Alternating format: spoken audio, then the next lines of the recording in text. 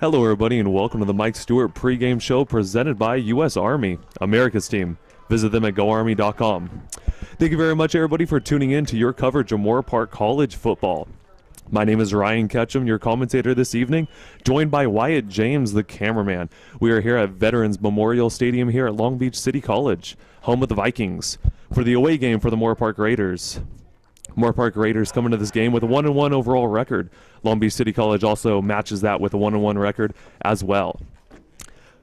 The Vikings, they played against Saddleback, and they had the home game. It was 45-35, the final score. Long Beach City College lost by 10 points, and Moorpark College, they also got their first loss of the season on their first road game. It was against El Camino. They lost 56-2, so they're coming back. This is both a revenge game for both teams, trying to get this season started going off right once again with another win and trying to get a winning record above 500. A few players to watch out for in this game. Number 19 of Long Beach City College Vikings. He's going to be the quarterback, Grant Lowry.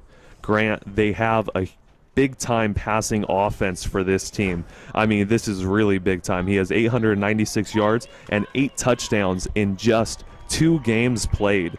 So he has 64 out of 111 pass attempts completed, 57.7 completion percentage. So a pretty good completion percentage for this quarterback. He is very good. He is able to see the field very well. He looks off his receivers and he makes sure that the defensive backs cannot make a play on them. He is also joined by the crew. He has a 4 wide receiver crew that he likes to pass to, all have over 160 yards receiving. Jabari Minix, number 2, he actually has 227 yards to lead the team off of 16 receptions and 2 touchdowns on the season. Cedric Bird, number 6, second leading wide receiver, 216 yards, 3 touchdowns off of 16 receptions. Number 25, Sean Monaco, he has 12 receptions for 2 touchdowns off of 185 yards. And Mike Wilson, number 1, has 10 receptions, 168 yards, and 1 touchdown. So this Moorpark Raiders secondary is really going to have to step it up this game. They have not been playing too well recently, at least the secondary-wise, especially in the last game that they played against El Camino, so they're going to really have to step it up. We're going to have to see some players. Mike Jones is actually going to be out of this game, so we're going to have to see guys such as Matthew Drake step up, Hassan Mollett step up. We're going to have to see Malcolm Powell step up. So these Raiders are definitely going to come out here. They're going to be pumped up, trying to get another win. It's going to be against a tough team. I mean, the Vikings, they're tied for 12th in California coming off of this loss. So it's going to be a tough match for the Raiders, but don't count them out just yet. They do have a great team, and we'll see this offense come back. So thank you very much, everybody, for tuning in to your Coach Mike Stewart pregame show presented by the U.S. Army, America's team. Visit them at goarmy.com. We're now ready to start the game. The Vikings are going to be kicking the ball off to the Raiders. Back to receive the punt. Ray Thomas is out there, and Vinny Corso, number 20. He's the wide receiver out of Westlake High School. And then we also have Ray Thomas back there. He's a deadly return man. That's actually a returning starter from last season. Here comes the kickoff. Deep in the end zone, it will be a touchback. Moorpark Raiders will be starting off with fairly good field position. Now the Raiders have to come out big time tonight. Tanner Darling, number 22, star quarterback here for the Raiders. He has a 61.5 completion percentage, 1 touchdown, 262 yards, a passing offense this season. So he really has to step it up. He has to have a big game here tonight to make sure that we get the rushing offense in. Last game we were unable to get our rushing offense. Ejin Bata, he is our main guy. That first game of the season, 3 rushing touchdowns. So we have to make sure that we get him more situated in this offense. A big formation. Tanner Darling, quarterback keeper. It actually was a fumble. Fumble recovered by Darling, though, able to get back to the line of scrimmage. A little bit of miscommunication from the center. Still in that big lineup. We have Ryan Matlock, number 4, the wide receiver on the top of your screen. He is going to be lined up out wide. Left side of the formation. A handoff, quick handoff off the right tackle for about a gain of 1. That was actually number 34, Tawan Funches. He's another running back. We actually here at Moorpark College have we run somewhere between a 4 running back set, so it's a little surprising that we run so many running backs, but with all the talent that we do have on this team, all the local talent, we're able to run as many sets as we want. Now Moorpark coming back in their usual set on 3rd down and 10 at their own 25. Darling is in shotgun, a 4 wide receiver set, 2 in the slot, overriding the far sideline with 3 wide receivers. Darling has some pressure, rolling out to the near sideline, down, steps out of bounds at about the 27-yard line. Excuse me, that's actually at the 28, so a 3-yard gain. That's going to set up about a 4th down and 7. Usual punting situation here for the Raiders. Can this hear me? Press display. Display. It's on display. It's over here. The Raiders are now going to be punting the ball off.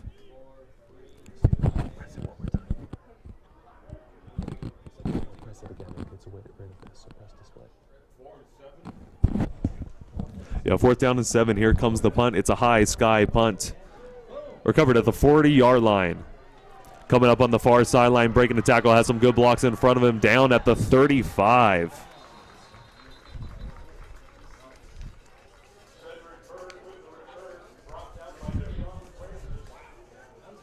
Good to set up good field position right there for the Vikings. Vikings are going to have a 1st down and 10 ball at the 35-yard line. It's going to be the Raiders' 35-yard line. Excuse me, 36-yard line. They're going to set up in the shotgun formation, actually at their the 37. A 4 wide receiver set, balanced on both sides of the field. Pass is completed. Quick pass play at number 6 for 31-yard line. That's Cedric Bird, the wide receiver, 5'9", 170-pound sophomore. Going to be setting up about a 2nd down and 4. Empty backfield for Lowry. Lowry right away. Pass is completed. Down to the red zone. Breaks the tackle. Down to the 10, to the 5. Touchdown, Vikings. Elijah Bynum, he's the running back in the game. And he's been used very much so on the passing game for these Vikings. I mean, he's not just known for his rushing attack. 23 attempts for 121 yards on the season, 1 touchdown rushing, but on the receiving end, he actually has 9 receptions for 93 yards, so he has the 5th most reception yards, 5th most receptions on the team. So he is used very much so in this passing offense. So don't be too surprised if you see Bynum, the running back, lined up. Extra point PAT attempt is up, and it is good. Straight through the uprights, giving the Vikings a 7-0 lead against the Raiders early on in this first quarter. 12 minutes, 30 seconds left in the first quarter of action. Moorpark will be receiving the kickoff once again. Moorpark's offensive line has to step up right now. I know we have some big guys down deep in the trenches, including one of our guys, Frederick Wise. Frederick Wise is actually a 3-year starter here at Moorpark College, number 75. He's listed as a center, but he can basically play any part of the offensive line. He's a big boy, 6'4", 130 pounds, and he is all of those 310 pounds. But he has to use his body. I mean, the offensive line, they're not giving enough time for Tanner Darling. As you saw in the last pass attempt, he had to have a quarterback keeper on the near sideline just to make sure he does not get sacked. So the Raiders' offensive line definitely has to step up right now. Deep kick caught in their own end zone. Ray Thomas, number 25, tries to have a blocker in front of him, running on the near sideline, and is brought down backwards at the 17.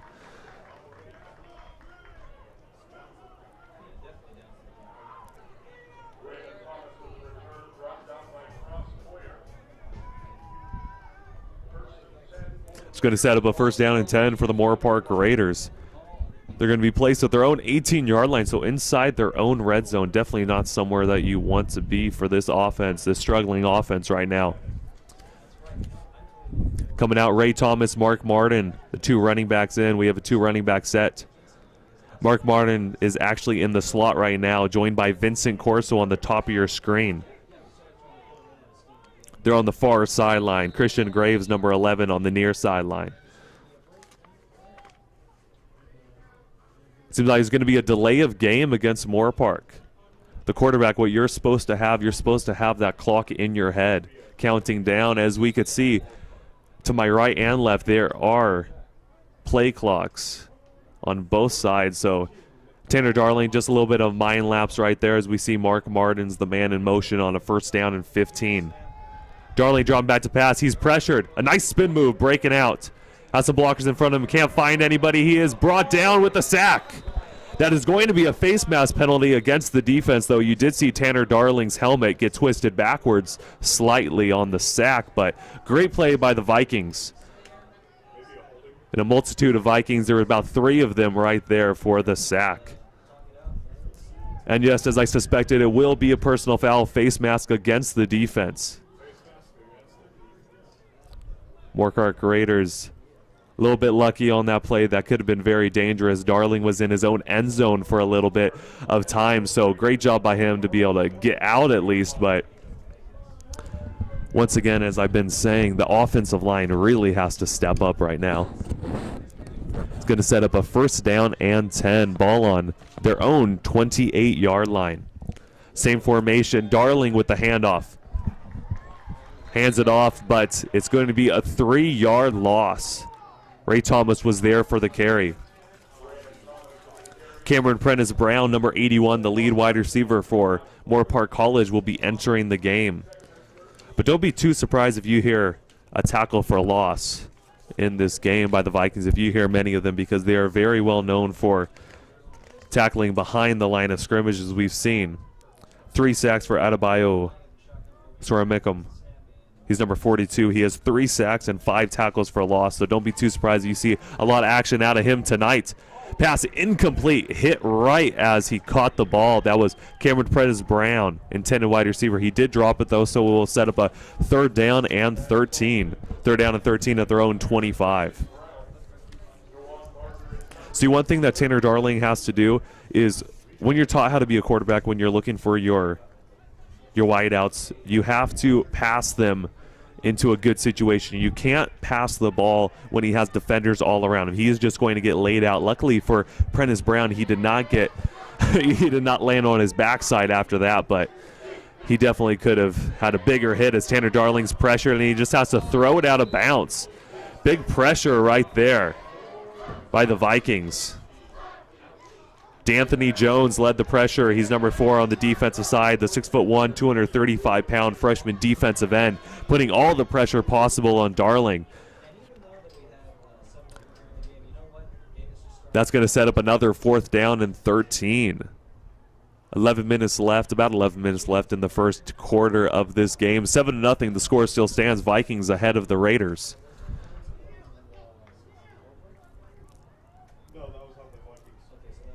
Once again, this is going to be in the punt formation, obvious punting situation.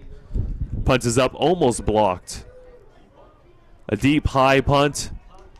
Recovered at about the 35-yard line and brought down at the 30. No forward momentum, so that will be a big loss of yards. That was Cedric Bird, number 6, a 5'9", 170-pound elusive wide receiver. Just couldn't get past those Raiders. I would have suggested him to take a fair catch because he could have got the ball at the 35-yard line.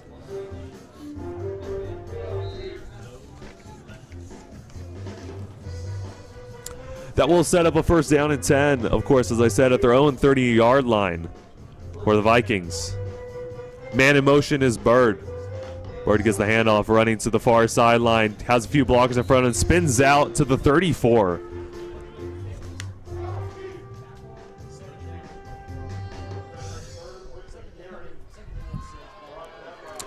Second down and 6, ball at the 34-yard line. After a nice gain of yards on the carry by Cedric Bird. Usual formation, 4 wide receiver set, 2 in the slot. Overriding the near sideline with 3 wide receivers. A fumble on the play. Lowry able to gain possession. Pass incomplete. Right over the head of the intended wide receiver.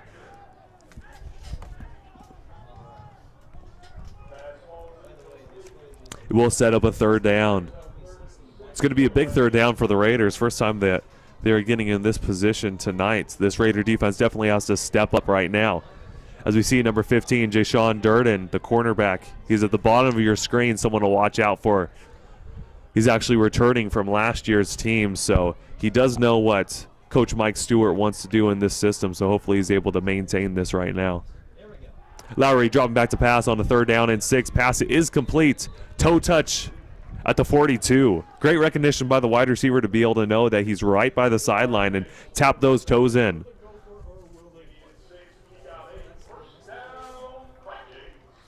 That will set up a 1st down and 10 for the Vikings, marching down the field right now with a pretty nice drive. Going to be a 1st down and 10, ball at the 42-yard line, their own 42-yard line, man in motion. Lowry looking far sideline. Pass is incomplete, touched the ground before the receiver could gain possession.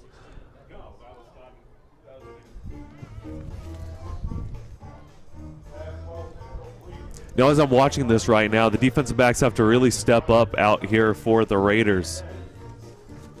They're getting blown past those route running. I mean, the route running skills of the wide receiver is just depleting to this defensive line right now. I mean, the defensive backs right now, the defensive backs have to stay true to their roots. You got to be able to look at the belly button. That's what you're always taught. You're always taught to look at the belly button. The hips move, but that belly button, it only moves with the receiver, no head fakes, as that was actually an incompleted pass that we just saw to Colamonaco. There is going to be a flag, though, on the field. The refs are motioning to a false start against the Vikings, so this now sets up a big 3rd down, a 3rd down and 15 we're going to see. It's going to be a 3rd down and 15, ball on their own 37-yard line. Big opportunity for the Raiders. Cornerbacks are sagging off a little bit. Looks like they're in a man zone defense, but it is completed, pass completed, straight down the middle. That was to number 2, the lead wide receiver, Jabari Minix. But as I was saying, they ran a man-to-man defense, a cover 2-man defense. They have to step it up on those because, of course, the safeties, they're in coverage. They're going to be in the backfield. But we got to definitely have those cornerbacks stepping up on the wideouts. Man-to-man defense is definitely not favorable to the Raiders this season. Pass is completed, a short pass play, but somehow he's able to actually gain a yard on the play. It looks like it will be a 1-yard gain.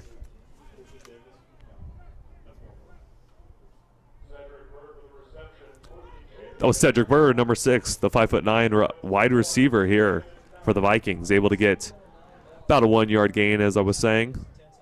Same formation, 4 wide receiver set, shotgun formation, 2nd down and 9 with about 9 minutes left in the 1st quarter. It's going to be handoff to the far sideline. Blocker in front of him, down to the 30, to the 25, and brought down at about the 23. Was able to caught him on his toes.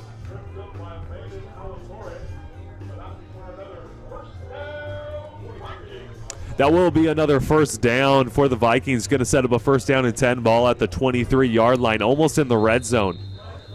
There is going to be a penalty flag, though. Another false start for the Vikings. A little too antsy, we see Long Beach City College right now as they've been marching down the field on the Raiders pretty effortlessly.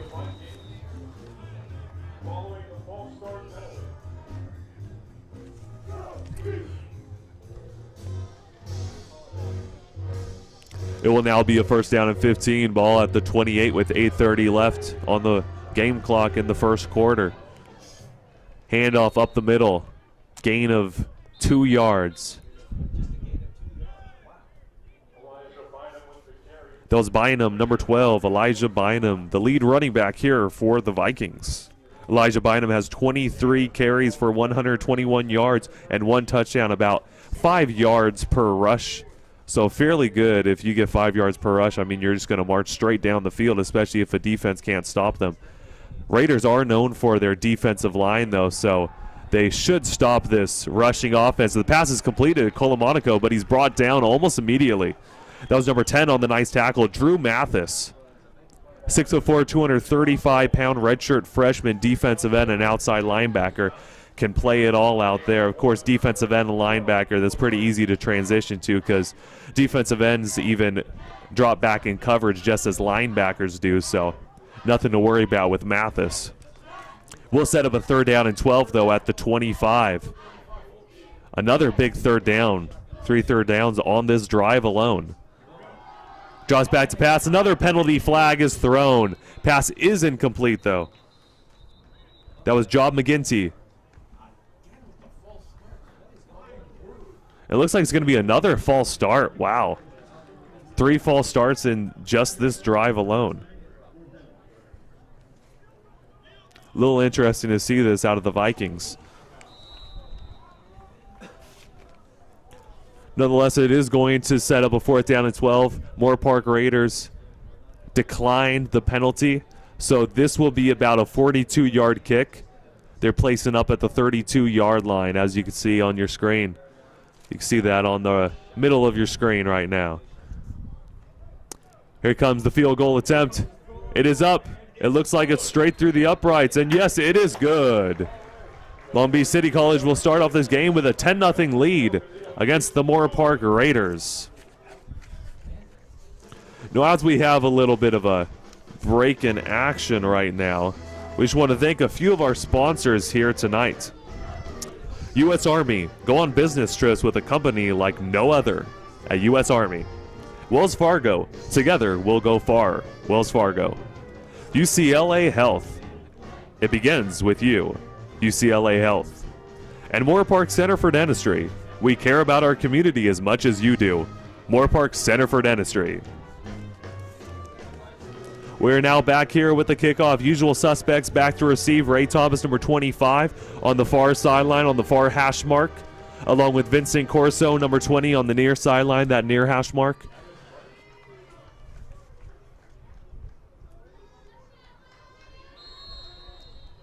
Augustine Delgadillo, he is the kicker. He's the one that nailed that 42-yard field goal kick to make the Vikings go up 10-0 in this matchup. A deep kick over Vincent Corso's head, and will be a touchback once again. Raiders will take over at their own 25.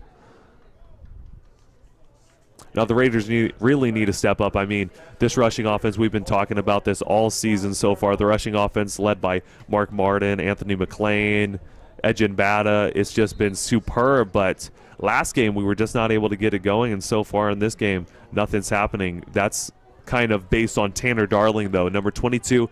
Quarterback for the Raiders. He needs to step it up. If you have a good passing game, then you could have some fakes, you could have some draw plays that will get your running backs into the game. So Tanner Darling definitely needs to get himself going, as he will hand the ball off. Ray Thomas, he is stopped. Excuse me, that's actually Anthony McLean, number 28, stopped for about a 2-yard loss.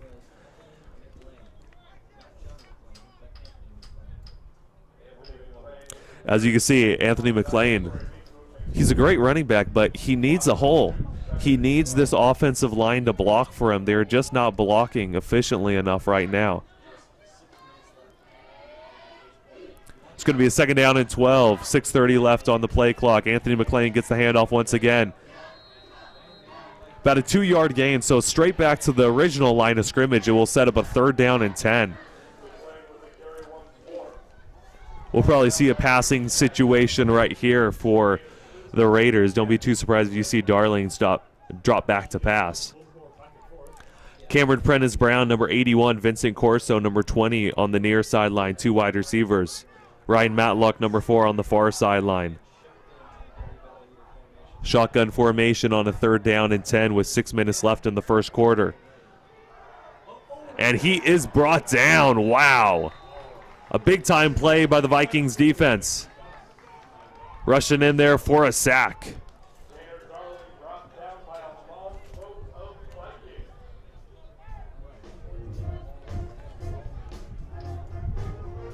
Brought down by a plethora of Vikings, but I mean, we saw that that wasn't the offensive line's fault, just ultimately right there. Darling actually stood in the pocket. He did not make anything happen. He still had about 2 seconds to make a decision. Of course, you would like him to have more, but Darling has to do something with that. He has to make sure he makes something efficient on that play, as here comes the punt. And it looks like it was not blocked, but it was a shanked punt, which will go out right around the 40-yard line. They're actually going to call it a 35. So very unfavorable positioning for the Raiders on the defensive side. But once again, on another punt, the Vikings are able to get great field position, up 10-0 with about 5 minutes left in this first quarter of action.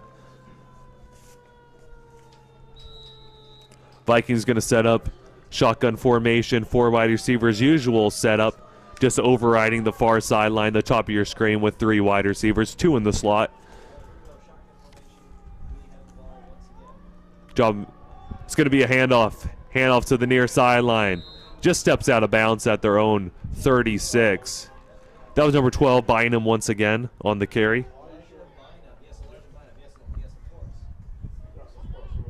Only able to get back to the line of scrimmage, sets up a second down. But as I was saying, the defensive line for the Raiders have actually been pretty solid this season. Richard Watkins, number 90, he has definitely been doing some damage. Drew Mathis, number 10, has been doing damage. Number 51, Cameron Townsend, has been doing damage on the defensive line. So if you hear those guys' names a lot, you definitely know why.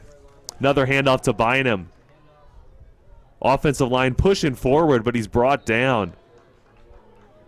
Looks like he's brought down at the 27-yard line. He was able to get through the defensive line into the secondary, but brought down by number 44 out there, Jelon Kitchen. He's a defensive end. Looks like he was kind of in a linebacker type position on that play. Going to be a 3rd down and 2 on the 27-yard line.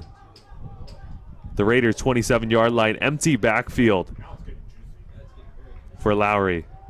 Lowry dropping back to pass. Pass is completed. That's number 6, Bird, on the catch. And he is brought down right away. He is brought down hard, but, I mean, that was a 3-yard gain, so will still be a 1st down and 10 for Long Beach. Long Beach marching down the field once again. 10-0, score still stands. 3 minutes, 40 seconds left in this first quarter of action. Empty backfield once again for Lowry.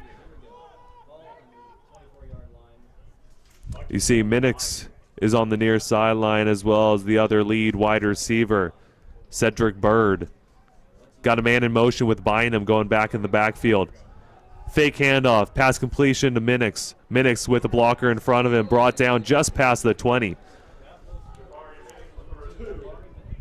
He's brought down by Deshaun Durden and Landon Altere, the cornerback and strong safety, respectively. Able to bring him down for about a 5-yard gain. It's going to be a 2nd down and 5. Just under 3 minutes left in the first quarter. Handoff to Bynum. Bynum pushing forward. Down at the 15. He's brought down by Cameron Townsend. And as I mentioned his name again, Cameron Townsend. He is one of the best defenders on this Raider team. Just looking at his stats, it's amazing as Bynum actually gets the handoff once again. A spin move, but brought down. Brought down by Drew Mathis and Hayden Galvin.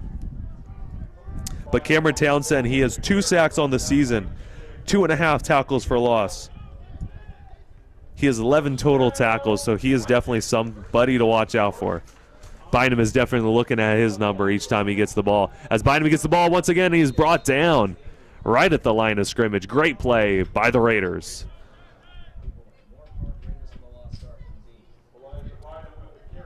It's going to be about 2 minutes left in this first quarter. 10-0, score still stands with a 2nd down and 10 for the Vikings in the red zone at the 11-yard line.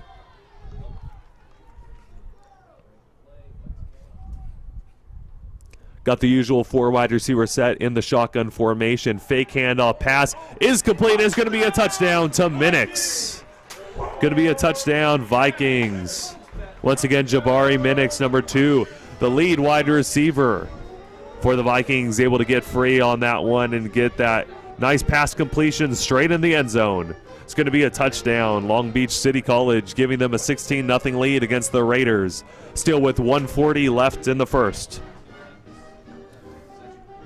Now that was just a superb pass play. It was very simple. It was just the the slant routes, as you see very often in these games, but the PAT attempt, it's good. It's straight through the uprights. But as I was mentioning, those slant routes, it's you see that all the time. All teams have those slant routes. You either go about 5 yards, cut towards the middle. You just go straight from the line of scrimmage, just cut towards the middle. You go 10 yards, cut towards the middle. That's what they did there. Minix basically did about a 7-yard cut towards the middle.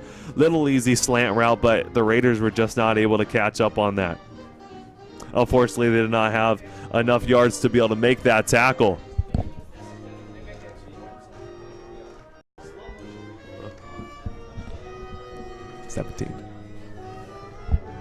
It's now going to be 17-0. Long Beach City College in the lead after making that PAT attempt. 1 minute 40 seconds left on the game clock in the first quarter. Raiders really have to get, well, one thing that I think that they should try to go back in your end zone, try to get a kickoff. I mean, Ray Thomas, number 25, and Vinny Corso, number 20, they are very superb return men, as we see an onside type squib kick. Returned back at the 30-yard line. Looks like he's going to step out of bounds just before that, just shy of the 30. That was actually number 34, Tawan Funches, the 6'1", 195-pound redshirt freshman running back on the return. Tawan Funches, he has 8 carries for 12 yards at the running back position, and then he has 3 receptions also on the season. So not used too much in this Raider offense, but, I mean, still used in the return game. Interesting formation as we see almost a Hail Mary type wide receiver screen formation as Anthony McLean gets the handoff, keeps pushing Vikings off of him, but he will be brought down. Tawan Funch is actually entering the game for Anthony McLean now, as you see on the left side of your screen.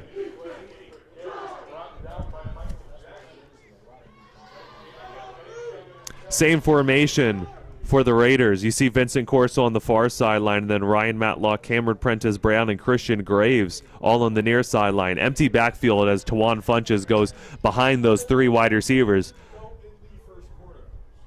Darling goes for the rush. Quarterback keeper, but it's fumbled. The Vikings got it.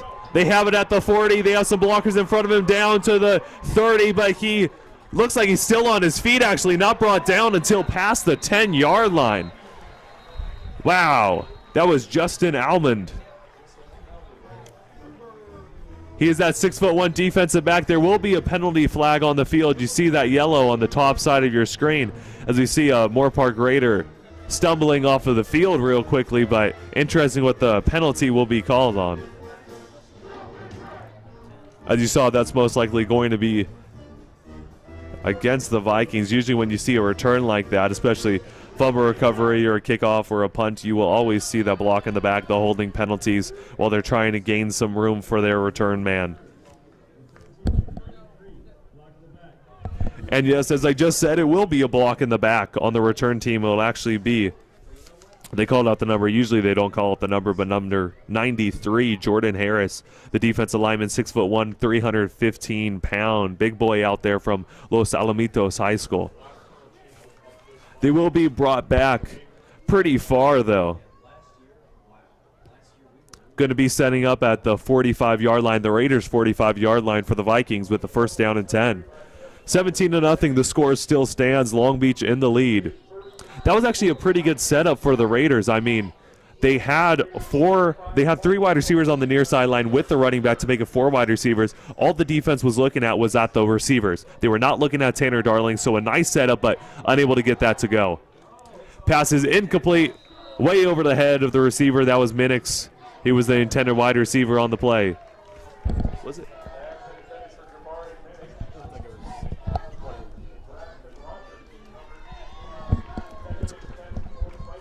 Hayden Galvin, number 17, you actually saw him on the bottom of your screen. He was the strong safety in the game. He's a returning starter, but he actually almost got to the quarterback. He almost got to Lowry on that one. Shotgun formation, a handoff to the far sideline, breaking a tackle down to the 20, to the 10. One man to beat Hattie and Galvin.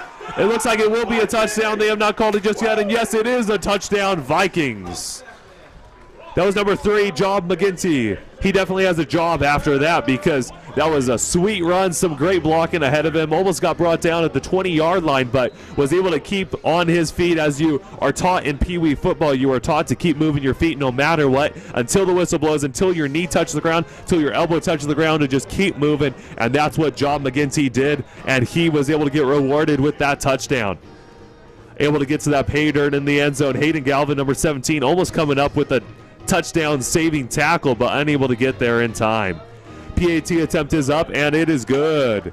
Long Beach City College leads this game 24-0 against the Moorpark Raiders.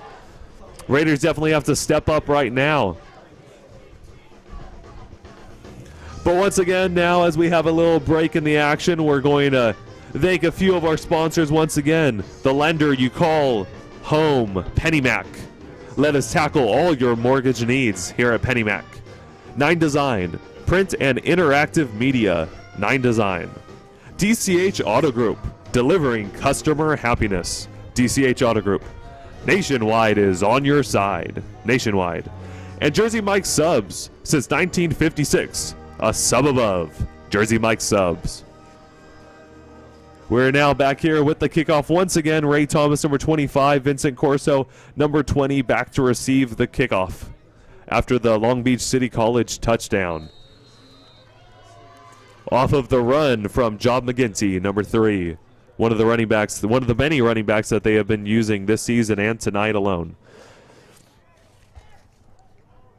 About 30 seconds left in this first quarter of action. Raiders still have a little bit of time to be able to get on this game clock. I mean, they need to get on the scoreboard right now. Ray Thomas down past the 30, so a pretty solid return, the best return we've seen all night, because most of them have gone in the end zone, so it has been touched back right at the 25-yard line. But hey, I'll take it any day. Gain an extra 5 yards, put it at the 30. Great job by Ray Thomas, and great blocking as well by the Raiders, able to make a nice hole for him to bust through. A first down and 10. Ball at the 30-yard line, their own 30-yard line. Same formation as we saw last drive, as we see 3 wide receivers clumped very tightly together. Vincent Corso, Cameron Prentice-Brown, and Christian Graves on the near sideline. Ryan Matlock on the far sideline. Mark Martin, number 5, the running back in, is the lead blocker as Tanner Darling, quarterback keeper, down at about the 35-yard line. Fairly good gain right there by Darling. Darling is a dual threat quarterback out of Simi Valley High School. He's been doing it since his pioneer days. It's going to be a second down and 5, ball on their own 35-yard line, trying to get one more play before the second quarter. And there is going to be a penalty. It looked like it might have actually been neutral zone infraction on the defense going across the line of scrimmage, but it will be false start on the offense, a little too much motion. When you see the defense moving like that, you definitely do not want to move if you're on the offensive side. Offensive line just has to keep their ground. Make sure that even if the defense moves, they do not move till the ball is snapped. The game clock is at 0. There was a penalty, so curious if they're going to have another play before the first quarter ends, but it looks like they will not have another play before the first quarter ends, so they will be going into the second quarter action. Long Beach City College Vikings up 24-0 here against the Moorpark Raiders at Veterans Memorial Stadium. We'll be back in just a bit.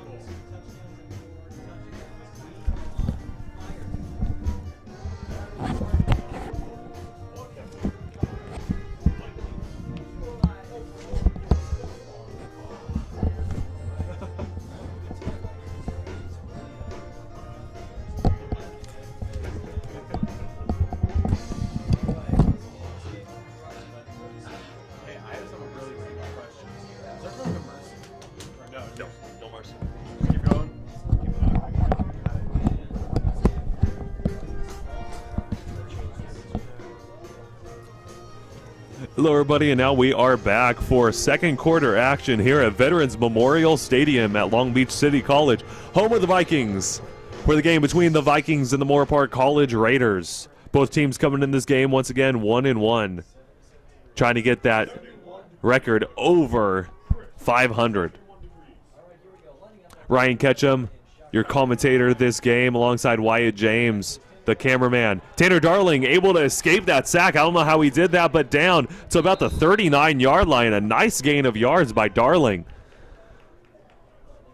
It's going to set up about a 3rd down and 1. Unable to get to that first down marker, which is placed at the 40-yard line, but great run nonetheless by Darling. Looks like he was going to get brought down for a big loss of yards on the sack. But great elusiveness as we saw out of the dual threat quarterback this whole season. 4 wide receiver set once again. Darling is in the shotgun position on the 3rd down and 1. Darling, quarterback keeper, has some daylight in front of him, down to the 40, has a few men to beat, to the 30, to the 20, hold on to the football, and yes he does. Down at the 15. A big gain for the Moorpark Raiders. Parker, number 5 on the defensive side, was able to bring him down. But wow, 15-yard line, that was a big-time gain.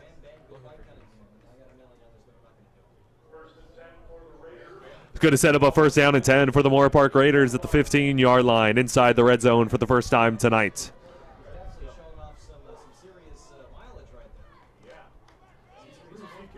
That was a 46-yard gain by Darling. Nice job by him. Pass is completed, but there will be a penalty flag. Don't be surprised if it's roughing the passer against the defense.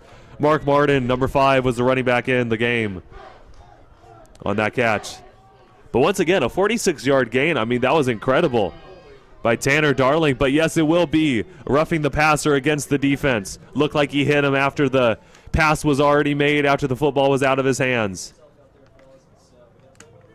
And it will march the Raiders forward. It's going to be a 1st down and goal at the 9-yard line.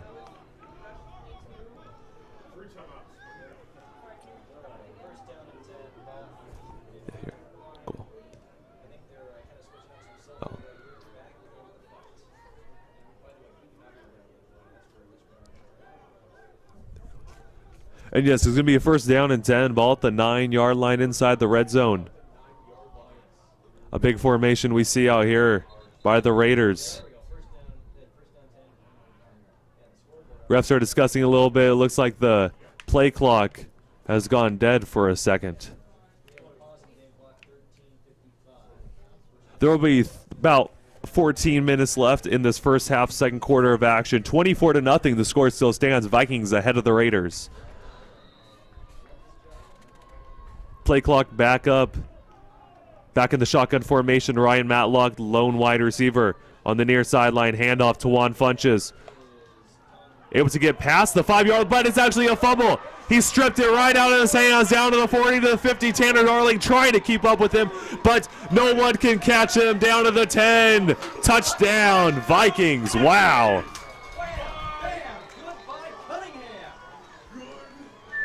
My oh my sweet cherry pie, I thought that we had that, but there will be a penalty flag, so don't be too surprised if it gets caught back. We could have seen a face mask penalty in there, so don't get too bent out of shape, you Raider fans out there. Don't worry, that might get called back.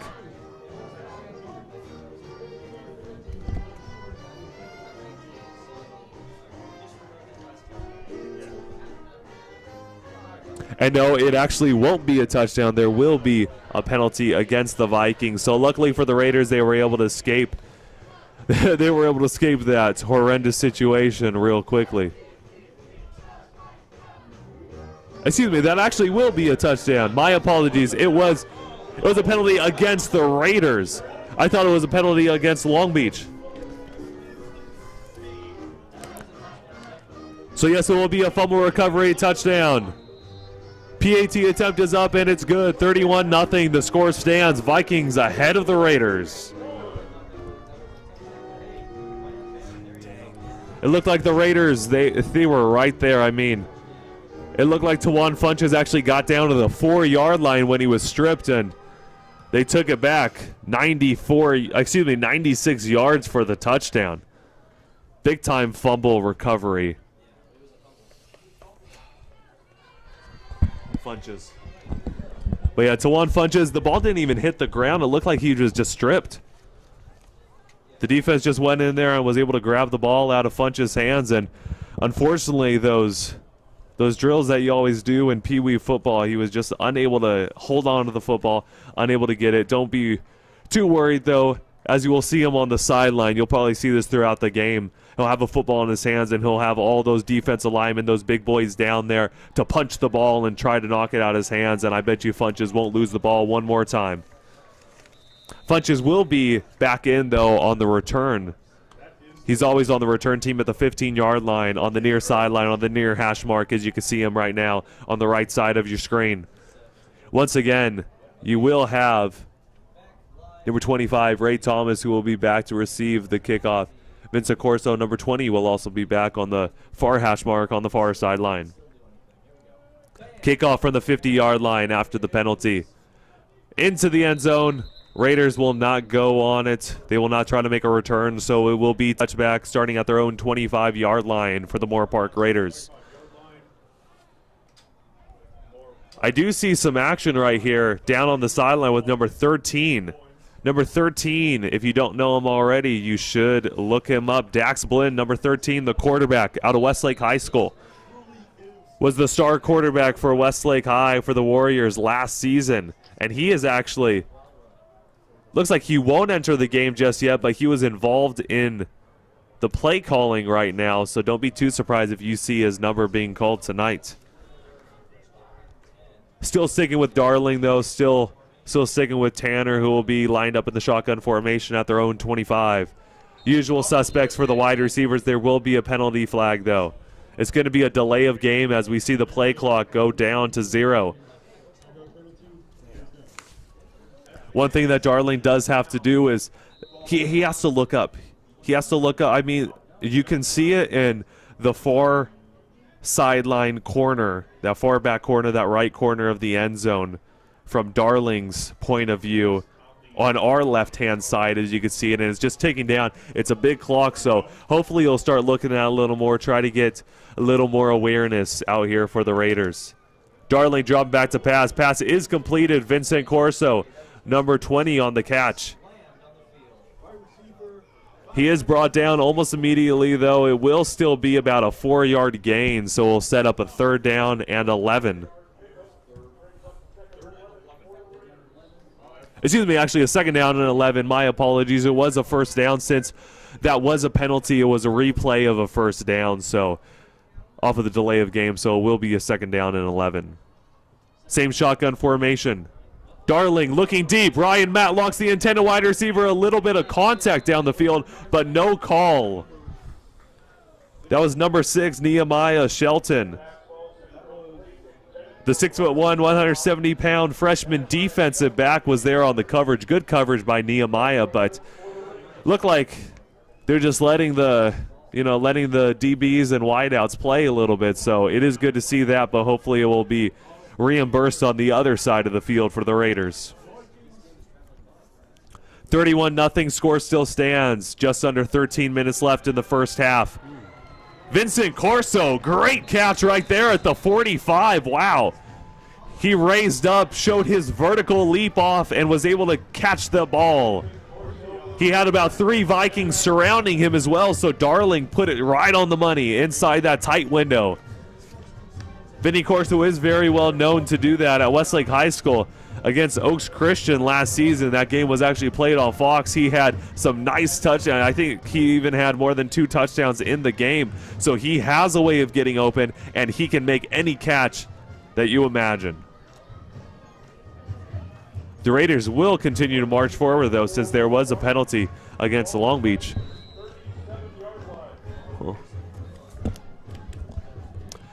It's going to be a 1st down and 10 inside Viking territory at the 37-yard line. Quarterback keeper Tanner Darling in the secondary. Just goes head on to the safety. I mean, he shows some muscle right there, pushing forward to the 26.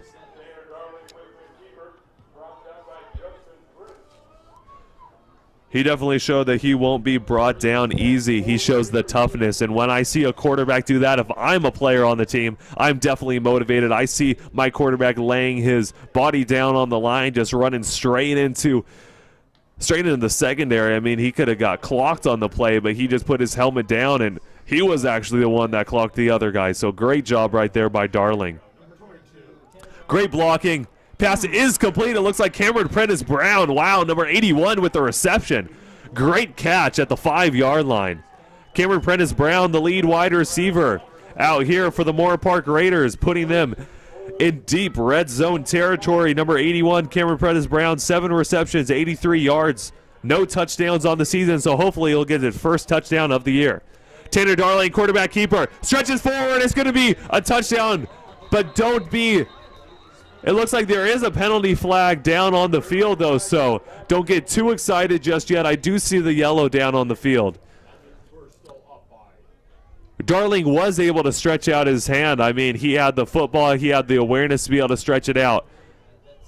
Looks like it's going to be a clipping penalty against the offense, going a little bit too low on the block. Unfortunate, because that was a great run by Darling. Darling able to get past that defensive line once again off of the great blocking. I mean, the offensive line of the Raiders have really stepped up in this second quarter. In the first quarter, it was just possible sack after possible sack, actually getting a sack, actually getting tackles for losses. But now, on this drive at least, they've been stepping up and showing that they can block for their quarterback.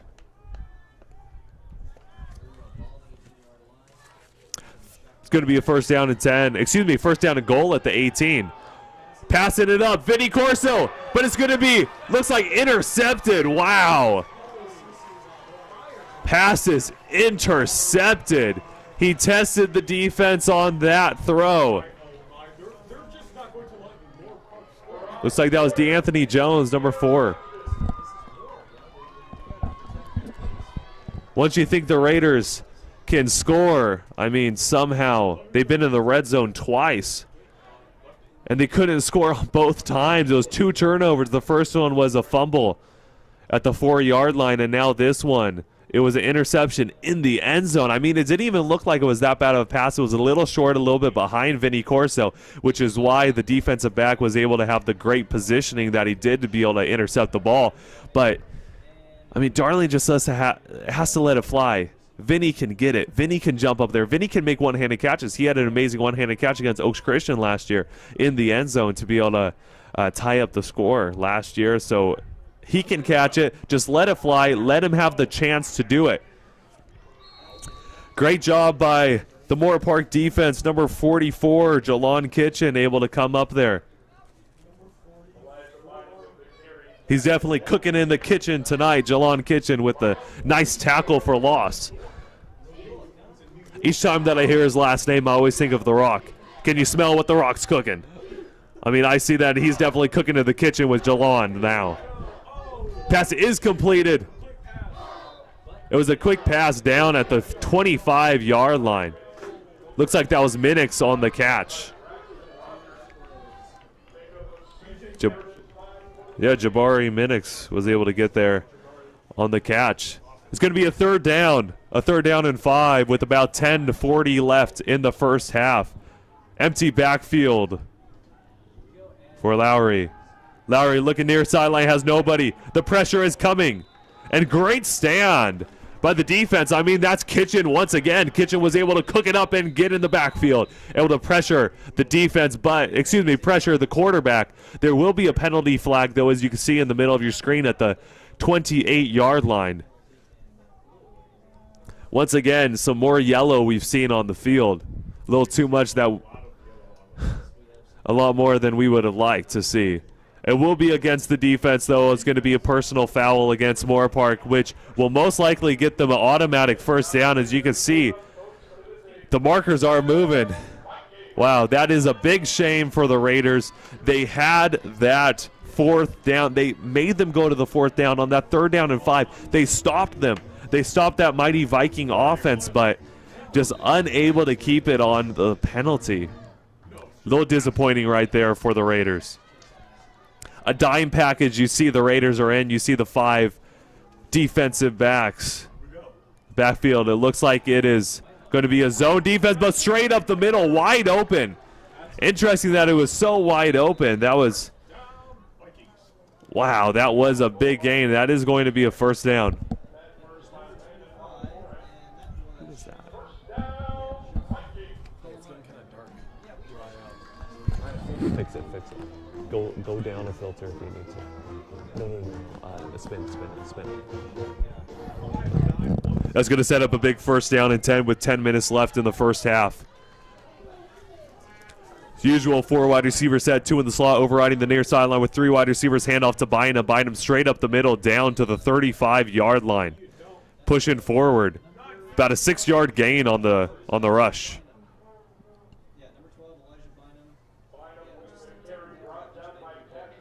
Coming out of the game right now for the Raiders, Jalon Kitchen.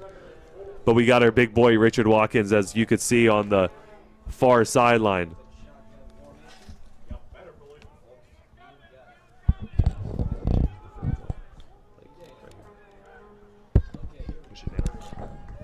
Drop back to pass. Lowry has a man wide open in the end zone, but he dropped the pass.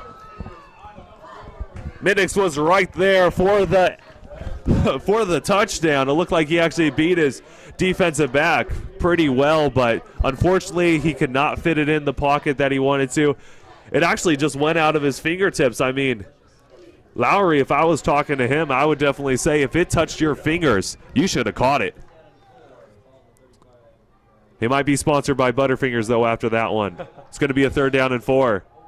Looking at the near sideline, pass is completed for a first down past the 30-yard line down to the 29. Excuse me, the 28-yard line is where it's going to be placed.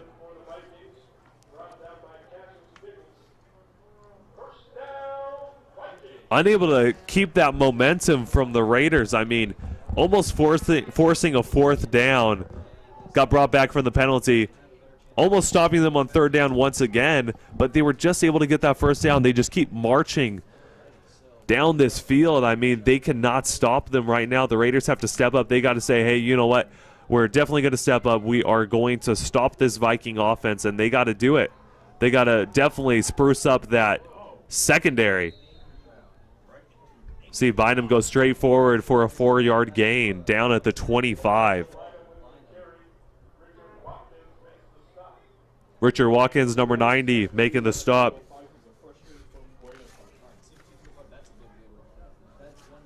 The Raiders, Richard Watkins is one of the best defensive linemen in the area. I mean, he has amazing stats. 3 tackles for loss and 1 sack on the season. As another handout to Bynum, but he's brought down behind the line of scrimmage by a plethora of Raiders.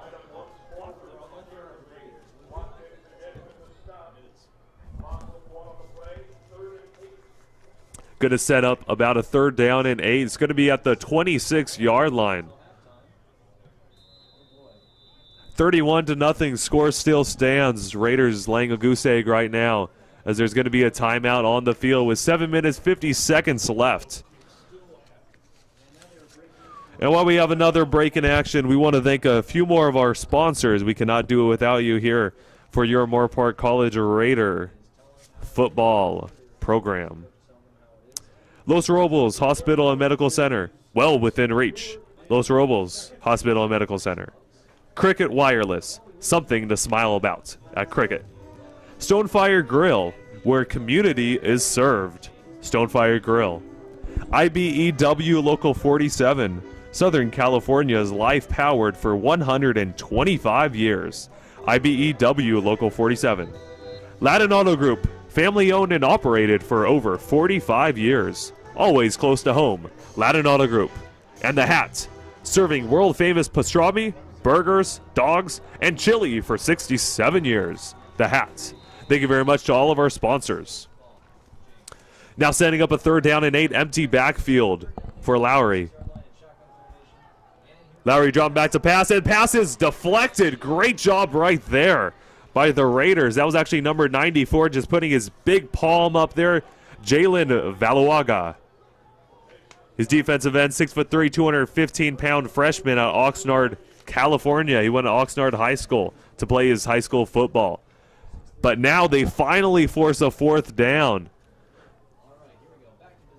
It's going to be another fourth down. They did have a fourth down earlier on in the game with that field goal, but another fourth down here in the second quarter. Going for about a 43-yard field goal attempt. The hold is good. The kick is good. It looks like he has enough leg to it, but it will be no good. Looked like it just could not get through the uprights on that one. The score will stand 31-0.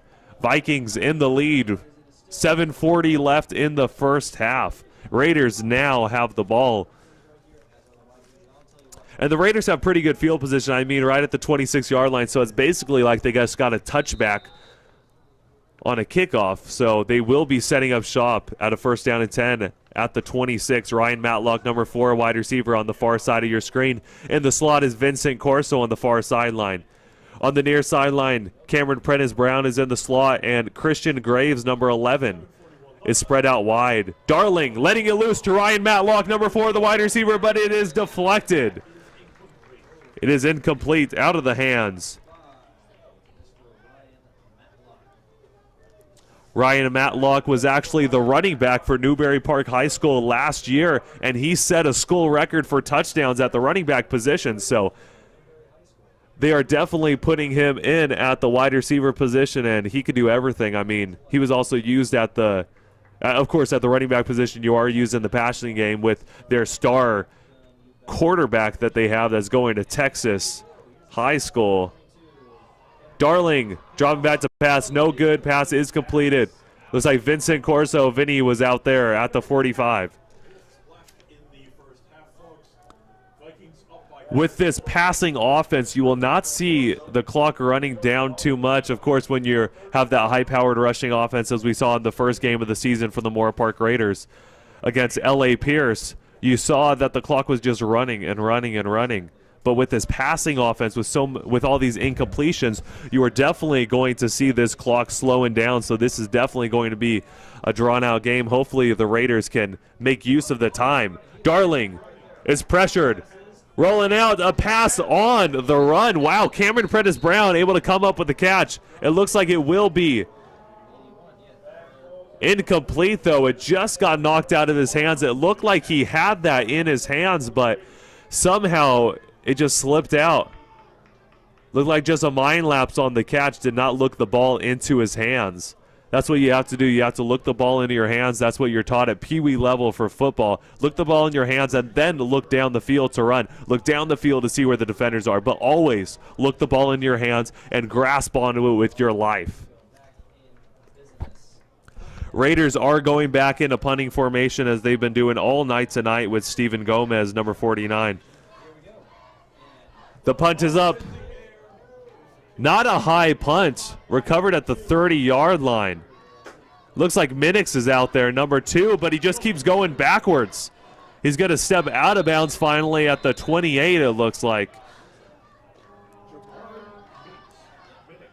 Yeah, Jabari Minix, he is the lead wide receiver. Lead wide receiver for the Vikings this season, and he's also used on the punt team, kickoff team, anything that you want to use him as. He is very elusive, and he has shown that he can catch the football. He could put it straight by his bicep, tuck it in his chest, and just make some good yards out of it. Going to be a 1st down and 10, ball on their own 30-yard line. 3 wide receiver set. You see the fullback on the middle of your screen and the running back in, so trying to lead some blocks with the fullback. But he is brought down right there by the Raiders. Richard Watkins, Cameron Townsend, number 90 and 51 respectively, bringing him down for a tackle for loss. Excuse me, they're actually going to place it right at the 30-yard line, so no loss of yards. Bynum was able to get back to the line of scrimmage. Is that Bynum? That's not Bynum. No, that's Madison Wheeler. Excuse me, Madison Wheeler, number 22, is the running back in the game right now. 6 minutes, 30 seconds left in the first half. The second quarter of action, 31-0. Score still stands. Long Beach City College in the lead. He takes the handoff, but he's brought down right around the 26. Just kept running backwards. That was number 3, Job McGinty. The 5'7", 176-pound running back that actually had the last touchdown of the game for the Vikings. It's going to be about a loss of 4. The Raiders defense definitely showing up on this rushing offense right now. They're trying to make a stand, trying to make sure that they say they are not going to stand for this. They are not going to let them run amok on them. So hopefully the secondary is ready for this passing game. As we see, there's going to be a zone defense. Pass is completed right past the first down marker, so that will be a first down to Minix on the far sideline. And they're going to be moving the chains once again. It seems like the Raiders, when they get it to the third down, the defense just cannot hold them. Also, fourth down, we see in fourth down, they cannot produce those fourth downs. Only 2 fourth downs tonight for the Vikings, and they had a field goal on each time. The last field goal attempt, it was no good. It was incomplete, but, I mean, they just have to start forcing them. They got to force their hand, as is actually going to be a broken tackle past the 50. It looks like it's going to be another first down for the Raiders. Excuse me, another first down for the Vikings. Raiders have to step up that pass defense.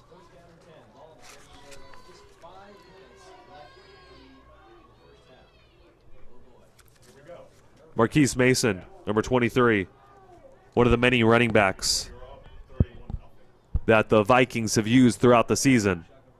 Got 8 in the block. There's going to be a penalty flag. Handoff to McGinty. McGinty able to get to the 45-yard line, but once again, there is a penalty flag, so that 3-yard gain is actually going to be thrown back. One of the refs is motioning for a false start. They're doing that basketball traveling call. It's going to be a false start against the offense. It's going to set up about a first down and 15. So that gain by McGinty is just going to be brought back with 4 minutes, 30 seconds left in the first half. 31-0. Score still stands. Going to be a first down and 10, ball on their own 47-yard line.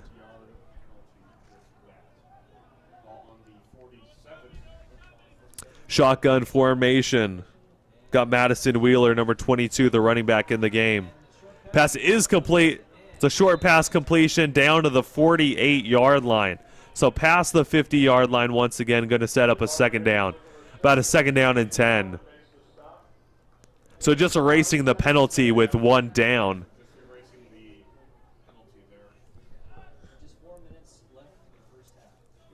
It's going to be a second down and 10, ball at the 48-yard line. The Raiders' 48-yard line for the Vikings. Lining up in a shotgun formation, 4 wide receiver set, 2 in the slot, balance on both sidelines. A fake handoff to Bynum. Launching it deep down the field on the near sideline. No good. It's incomplete. Once again, dropping the ball. I believe that was Minix, who is the intended wide receiver, and that's actually the second time that he was dropping the ball. Dropped the ball on the far sideline for the touchdown attempt. Almost in the end zone, but also dropping it now right around the 30. Excuse me, that was actually number 6. That was Cedric Bird, the intended wide receiver on the play. Going to set up a third down and 10, so another third down. Raiders really have to step it up right now. We have a zone defense. Stepping up, it is complete to Bird once again. Stretches forward to the 40. J.J. Durden able to bring him down. Excuse me, that was actually Jashawn Durden. We call him J.J. Durden over here in Moorpark, but Jashawn Durden, J.J. Durden able to bring him down, number 15. Great job by him, the defensive back, able to force a fourth down, but it's going to be a fourth down and 2, and they're going for it. I mean, that is a good decision by the coach. If I was up by 31 points, I would definitely go for the fourth down as well. They are going to be calling a timeout just to probably discuss that one more time, see if they're actually going to be going for it on fourth down, but with 3 minutes left in the first half, it looks like Vikings are in full control of it right now. Minix trying to talk to the refs a little bit, trying to discuss something, but hopefully Coach Mike Stewart will be able to get his guys back in it and start getting some points up on the board. But once again, the score still stands 31-0. We'll be back after the timeout break.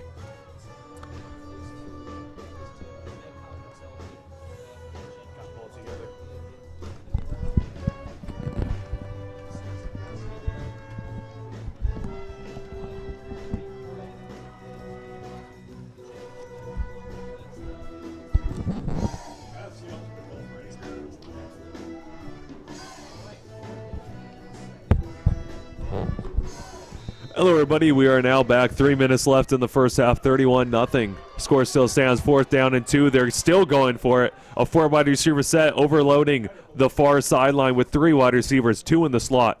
A man in motion, basically flipping the running back, trying to call an audible on this play. Lowry dropping back to pass, looking far sideline. Pass looks like it's complete. And yes, it is, to the middle of the field. That was number 6, Cedric Bird, on the reception. There will be a penalty flag. It looks like it's going to be going against Moorpark College, though. The ref was pointing that direction. It is going to be a penalty against the defense. Actually going to be against number 47, Ryan Schmerbeck. Schmerbeck, the best last name in the county. I mean, if you have a name like that, Ryan Schmerbeck, you definitely have to be getting your name announced. I mean, if your name is not on TV and you have the last name of Schmerbeck, you're doing something wrong.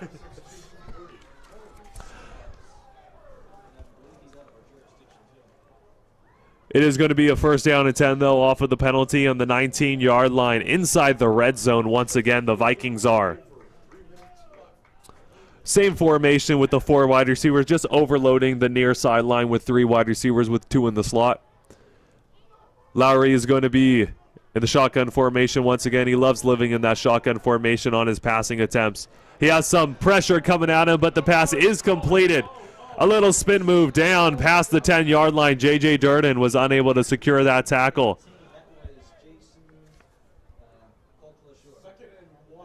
Jason Colclasher. He's the wide receiver on the play. 6'2", 180-pound freshman out of North Torrance High School coming up with the catch. Unable to get to that 1st down marker, but still up to the 10-yard line. There will be a handoff trying to push forward. Only able to get back to the line of scrimmage, which is at the 10, which will set up a 3rd down and 1.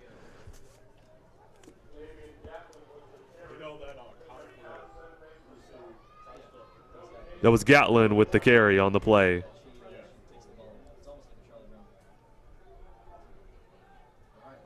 Damian Gatlin, number 16, another running back used for Long Beach City College Vikings. They have a big running back rotation. I mean, I've already seen about 4 or 5 running backs in this game alone. Pass is incompleted. There will be a penalty flag. It looked like that is going to be called against Hayden Galvin, number 17, the strong safety in the game for the Moorpark Raiders. A little too much contact with the wide receiver. That was number 25, Sean Colomonico, who was the intended wide receiver on the play.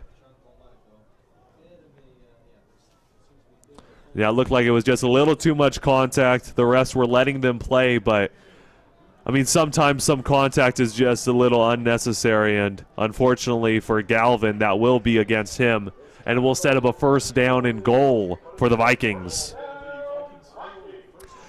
1 minute, 40 seconds left in the first half, the 2nd quarter of action. The Vikings still up 31-0, down at the 2-yard line. Wow.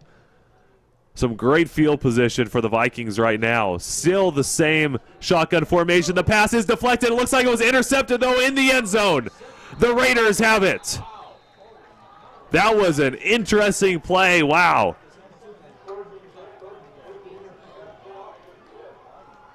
I mean, he was on his back when he caught that one.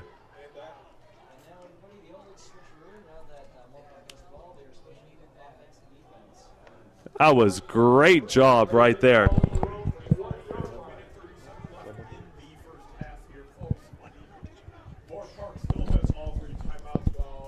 So great job right there. Defense stepping it up, getting that first turnover of the game.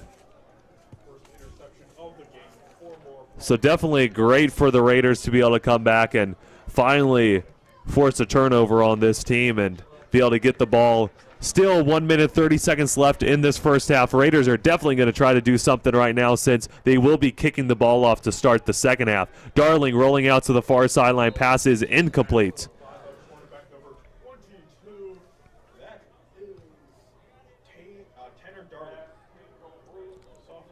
That was just out of the hands of the intended wide receiver on the play. That was Cameron Prentice-Brown, number 81, lead wide receiver for the Raiders. But, I mean, he can't catch it if it's not close to him enough. So Darling definitely has to get a little more accurate on these throws, but don't worry, with Tanner Darling's experience, he should bounce right back into this one. Second down and 10 at their own 20. Darling looking for the running back on the play. No good. That was an incomplete pass intended for Ray Thomas, number 25. It's interesting because the first game of the season, Mark Martin, number 5, was the lead running back. Edgen Bata, the tight end, number 6, was also in there in the Wildcat formation as a quarterback, but ran the ball the whole entire time, so basically a running back. And now we see Ray Thomas, who didn't have a big enough role in that first game, at least not as big of a role as we thought, is now basically the starting running back out here tonight. Pass is incomplete. It looks like Christian Graves slipped on the ground a little bit, but it will be pass interference against the defense. Number 13 was there, Jeremiah Houston, the 6'1", 202-pound freshman cornerback out of La Habra High School. And right when you saw him slip, you also saw Christian Graves, number 11, slip. So it will be a penalty against him, and it will set up a first down and 10 for the Raiders, trying to march forward once again. Raiders will definitely take the first downs however they can get them. A little bit scarce tonight, but they're definitely going to take it if it comes on a penalty, no doubt about it, with a first down and 10 at the 35. A running back screenplay, that was to Ray Thomas, but he is brought down. They sniffed it out right away.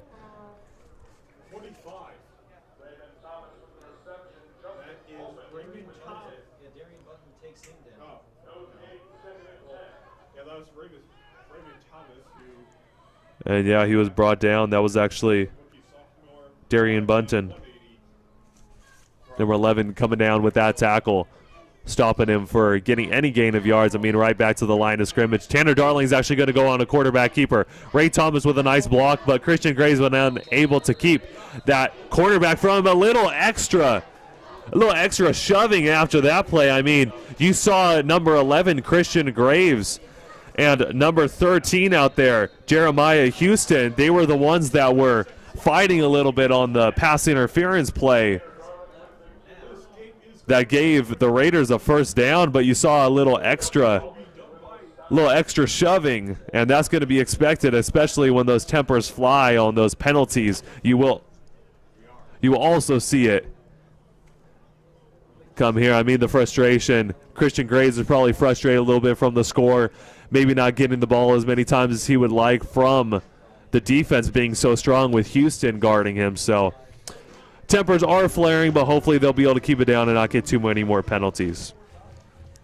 While we have this little break in the action, we're going to thank a few more of our sponsors. In-N-Out. Freshness you can taste. In-N-Out. Harley's Teamy Bowl, presenting College Cosmic Nights every Thursday night from 9 p.m. to midnight. $8 with a college ID and $12 without a college ID. Only at Harley's Teamy Bowl. Powerade, fuel to power through. Powerade. And Corner Bakery, proud to support all scholar athletes at Moorpark College. Corner Bakery.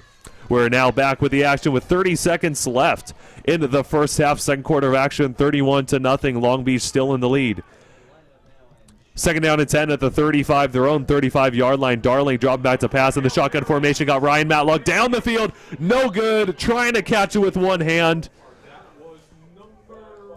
Ryan Matlock, number 4, was the intended wide receiver on the play. Just could not get his palm on it. He had one palm on it. I mean, that hand, he was unable to get it. He was not Odell Beckham Jr.-esque on that play.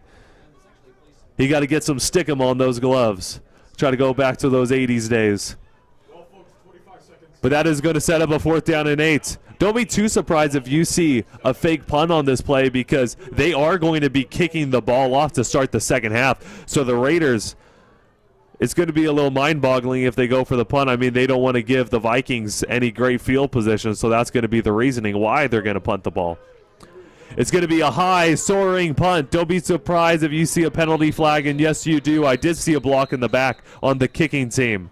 Excuse me, on the receiving team, which is the Vikings. It was fair caught, though, by number 6, Cedric Bird, the wide receiver for the Vikings. It's actually going to be holding against the receiving team. It looked like it was going to be a block in the back, but it was a holding. Same old penalty is still going to bring the Vikings back with only 17 seconds left. I mean, the Raiders defense is definitely going to have to hold up right now. The secondary definitely has to know that Lowry is just going to rip it down the field. He's just going to let it fly to one of his receivers, especially Minix. They definitely have to watch out for Minix because he is a pretty big body. He is only 6 foot, 186, but he has a vertical leap like no other. He's able to jump out of this building. I mean, there's no roof on this place, but I mean, he jumps as high as the lights, it seems like, on some of those catches.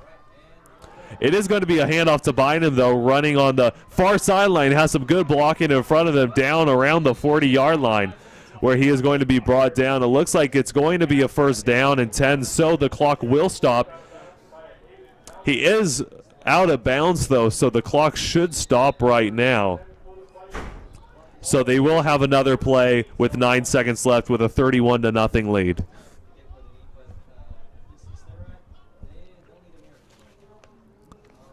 Three wide receivers split out wide. Lowry in the shotgun formation. Handoff. Bynum straight up the middle. Breaking some tackles. He's pulling the whole Raider defense with him. It's going to be another first down. The clock will stop because they do have to set up the ball. They do have to set up the chains before the clock runs out. But as you can see, they're just going to be walking off the field. There will be a timeout called.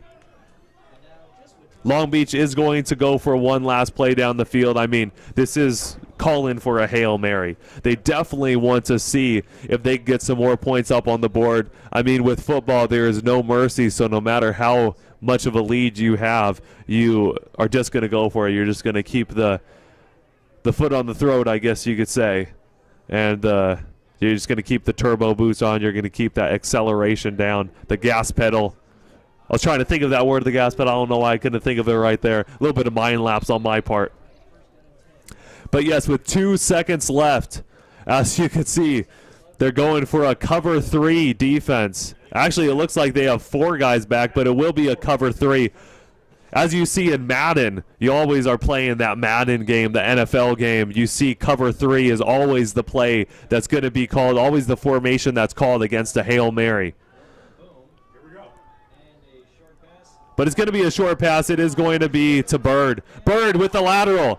Down to the 25. Looks like they're going to try to do another lateral, but it's just brought down. There is a fumble on the play. Looks like Moorpark College is going to land on it.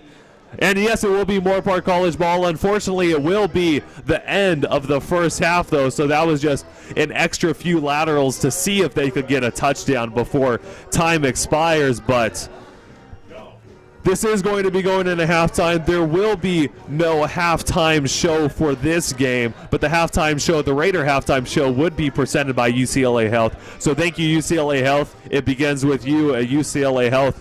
But we're going into halftime with a score of 31-0. Long Beach City College Vikings ahead against the Moorpark College Raiders here at Veterans Memorial Stadium. We'll be back with second half action in just a bit. Hello, everybody, and welcome back to your coverage of Moorpark College football. We are here at Veterans Memorial Stadium at Long Beach City College, home of the Vikings. And we are here to start the second half coverage. Long Beach City College up 31-0 against the Moorpark Raiders at the start of the third quarter. Ryan Ketchum back here with the commentating for you this evening with Wyatt James, the cameraman. Moorpark College, as you can see, is ready to kick the ball off, and as I've been saying in the first half, a little surprising why they didn't go on the fourth down, but I mean, they did not want to set up Long Beach City College with great field position, but still, they knew that they would be kicking the ball off. So a little bit interesting. A little bit of a squib-type onside kick. It was high enough to be an onside kick, but long enough to be a squib kick, and he's brought down at about the 37-yard line. So great field position coming out here for Long Beach City College. Don't be too surprised if you don't see Lowry out here anymore because they might be switching up the quarterback.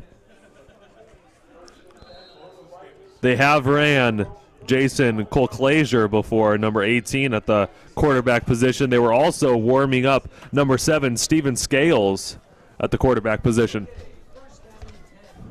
But it's going to be a first down and 10, ball at their own 37-yard line. In the shotgun formation, we got a 4-wide receiver set with 2 in the slot.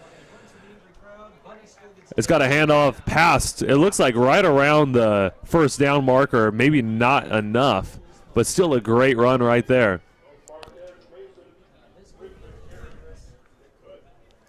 That was Mason with the carry, Marquise Mason.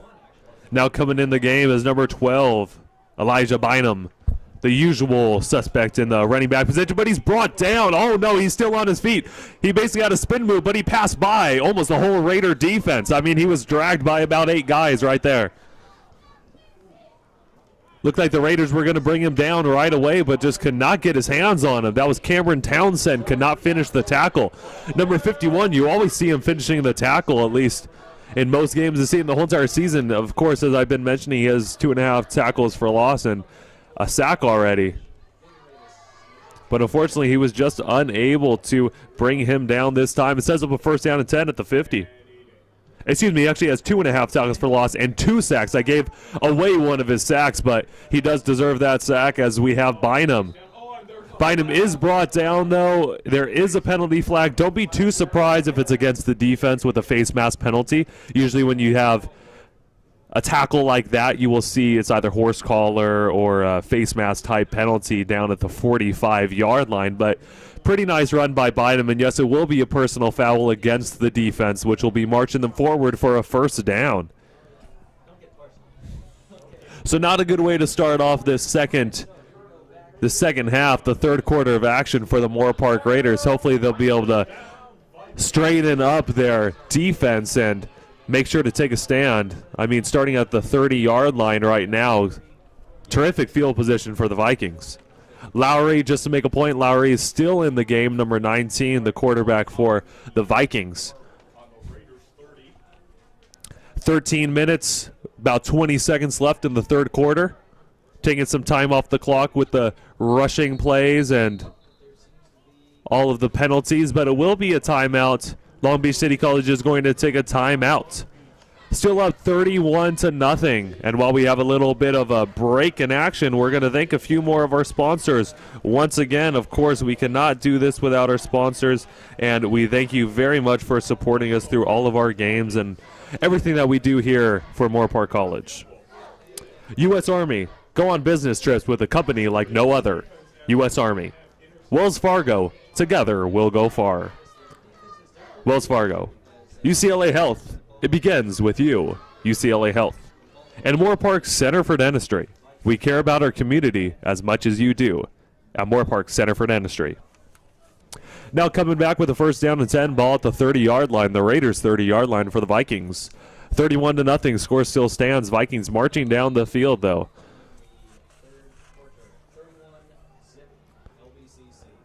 We got the shotgun formation once again with 3 wide receivers. A fullback is in the game, as you see on the near sideline in the middle of your screen. It's going to be a handoff. Handoff straight up the middle, making a nice spin move. Past the 20, down the 15 to about the 13-yard line. Wow, a great run right there. That was Bynum with the carry. It looks like, yes, Elijah Bynum, number 12, was there for that big first down, but number 14 from the Raiders was able to bring him down. That was Landon Altore. Going to be a first down and 10 at the 12-yard line, so way deep in the red zone of the Raiders off of that big rush. Handoff to Bynum. A little bit of miscommunication by the defense, but he slithers in for the touchdown. I don't see a penalty flag on the field, so it will be another touchdown for the Vikings. 37-0. The Vikings are in full control of this game, but it does look like we have a Raider down on the field. He is hurting pretty bad. Over at Moorpark College with Charisse, we do have a great staff here that will take care of him, but unfortunately, his number's a little bit disguised right now. It does look like it's actually going to be 10. And yes, it is going to be number 10. He's one of the lead defenders here for Moorpark College, Drew Mathis. That's unfortunate to see from the Raiders. Drew Mathis, number 10, actually has 2.5 tackles for loss, 9 tackles on the season, but those 2.5 tackles for loss is very big for a team. So unfortunately for the Raiders, he will be taken out of the game. Hopefully he is just A-OK. PAT attempt is up and it's good. There is a penalty flag. Refs running on the field, blowing their whistles. About 13 minutes left in the third quarter, 37-0. The PAT attempt is good, so the penalty will be enforced on the kickoff, and it will be a 38-0 lead for the Vikings. Long Beach City College started off the third quarter very well, not missing a beat after leaving off the first half with a pretty good stat line.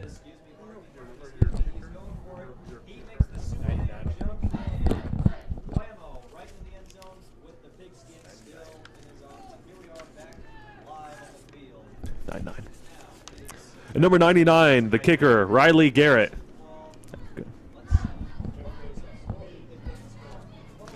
It's for the Moorpark Raiders, but he hasn't gotten too much time out on the field. Just a kickoff in the, just basically this kickoff that he did in the start of the third quarter. So hopefully he'll be able to get some more time out there. But we do have some return men back for the Moorpark Raiders.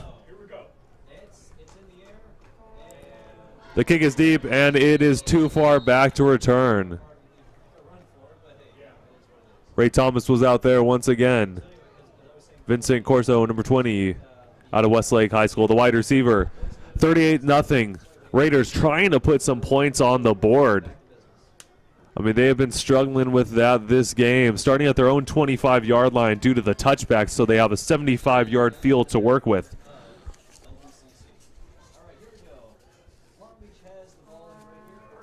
Going to be a first down and 10 at their own 25-yard line. Tanner Darling still in the game in the shotgun formation. He actually has 103 yards passing. Excuse me, 103 yards rushing in this game, so don't be too surprised if you see that big rushing attack. We saw that 46-yard gain earlier on in the game. That was during the second quarter where he put his body on the line and got the ball down to the 15-yard line. So he is a big part of this offense for the Raiders, but that was a handoff, about 4-yard gain on the play. Now it's going to be a second down and 6. Still a quarterback keeper. Tanner Darling trying to stretch forward to about the 30-yard line.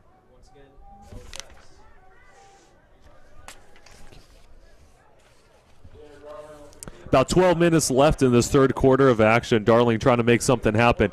Coming up on a 3rd down and 5, ball on their own 30-yard line. But as I said, 103 yards rushing for Tanner Darling in this game. But the passing stats, 2 for 10 on 4 yards for this game. He has to be able to try to find his men, try to get in the sweet spot.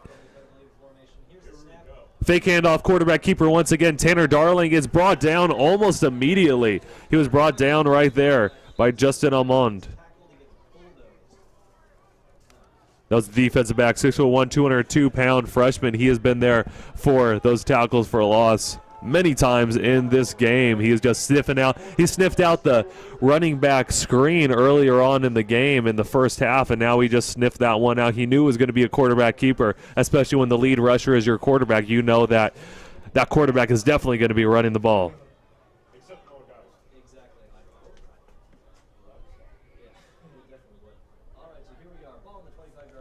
It's going to be a 4th down and 10, ball on the 25-yard line. Usual punting situation, a high, deep punt at the 40-yard line is not fair caught.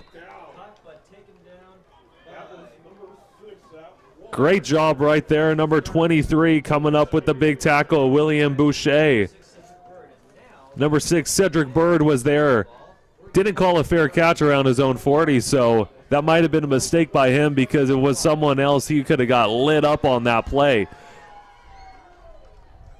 He would get shaken right out of his shoes, but that will set up a great field position for the Vikings once again. It seems like I keep on saying great field position. Each time that they get the ball, it is great field position, so it's no exaggeration as they're starting on their own 37 with the 1st down and 10. Still back in the shotgun formation. It's going to be a hand up straight off the middle. Off of the right tackle, stretching it forward, dragging a defender all the way down to the 42-yard line. 23 was there, Marquise Mason with the carry. But it's going to be a big time first down. It's going to be a first down and 10 now at the 42-yard line. The Raiders' 42-yard line, so they are in enemy territory. Same formation with the 4 wide receiver set. A handoff straight off the right tackle once again, getting to the secondary 2 times in a row. Wow. Marquise Mason is doing everything right now, but there is a penalty flag down on the field. It's going to be a personal foul against the defense. It looks like Moorpark sidelines confused about this call. The penalties are just going against Moorpark this whole game. They need to step it up and make sure that they do not get caught doing any illegal actions. I mean, even if it wasn't a penalty, still, the penalties are going to be called. It's like if you have a kid that steals a cookie, then if there's a cookie missing, you're going to think it's that kid instead of your other kid. So if you just keep doing those illegal moves, the refs are going to think that it's you doing the illegal moves. They're going to think, even though you might have not stolen that cookie, you might have not done that illegal move, they're still going to think that you did it. It looks like it will actually be against the offense, though. They're going to be backing it up a little bit. A little bit interesting. The refs were actually figuring out what that call was. They made a little bit of a call, a little immature call that was against the Raiders, but it will actually be against the offense. Mike Stewart was a little bit frustrated on that play, and I would be too if the penalty was not supposed to go against your team. Lowry dropping back to pass. Pass is incomplete once again. Straight out of the fingers of the wide receiver. That was Minix, the intended receiver on the play.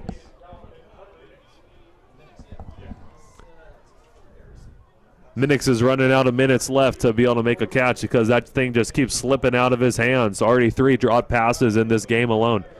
Excuse me, it's actually 2 drop passes because the other drop pass was by number 6, Cedric Bird. Sets up a big third down, a 3rd down and 16 right here at the 48-yard line. Still in enemy territory. Lowry dropping back to pass. He's feeling the pressure and the pass is incomplete. Wow, that's going to set up a 4th down and 16. That's going to be a big time 4th down. So great job by the Raider defense to be able to make a stand. Number 21, Braxton Rogers, the 5'7", 155-pound cornerback, was running a straight beeline towards the, a cornerback was running a straight beeline towards the running back from the Vikings, because if the Vikings caught that ball, I mean, that was going to be a definite layout. He would have felt that into 2 weeks from now. Here comes the punt. Vinny Corso, number 20, back to receive the punt. He just calls fair catch at the 15-yard line to be exact. And that's where the Raiders will start their possession. I mean, that was a really smart play when you have the kicking team running at you that quickly, when you have them closing in on you, when you have barely any yards to work with, you definitely just want to call that fair catch. We saw the Vikings there. I guess they're not about calling fair catches because they have not called a fair catch for quite a while. And you saw with that last punt return, he got tackled right away, and it was a loss of yards. So great job by Vincent Corsa to be able to realize that and make a fair catch himself with 10 minutes left in the 3rd. Handoff straight up the middle, making some moves, dive straight in the defender. Wow, head first down to the 27-yard line. A big gain right there by Raymond Thomas, number 25. And now a first down, another first down. So a first down and 10. You see Ryan Matlock, number 4, the receiver on the far sideline. Givens is on the near sideline, and Vincent Corso as well. It's going to be a handoff to Thomas, though. Going off the right tackle, and he stretches it forward for a nice gain. That's going to set up a 2nd down. It's going to be a 2nd down and 4. And you see Christian Graves, make sure that you keep watching out for him because he is drawing it out with the cornerback. Again, Nehemiah Shelton. Going to be another handoff, and they're drawing it once again, as I just said. Raymond Thomas getting about a 1-yard gain, but everybody's eyes focus on Givens. I mean, number 11, Christian Graves, excuse me. I was actually thinking of my Los Angeles Rams and Givens, but Christian Graves, number 11, the wide receiver, he is actually matching up right now, as I've been talking about, number 6 on the defensive side, Nehemiah Shelton. And they are battling right now. Ever since the penalty in the second quarter, they have been jawing it up. They have been pushing, shoving more than usual as Tanner Darling goes down for the sack. Trips up right there. Another muff snap. 8 minutes, 40 seconds left in the third quarter. It's not looking good right now for the offense. Moorpark Raider offense has to get something going right now.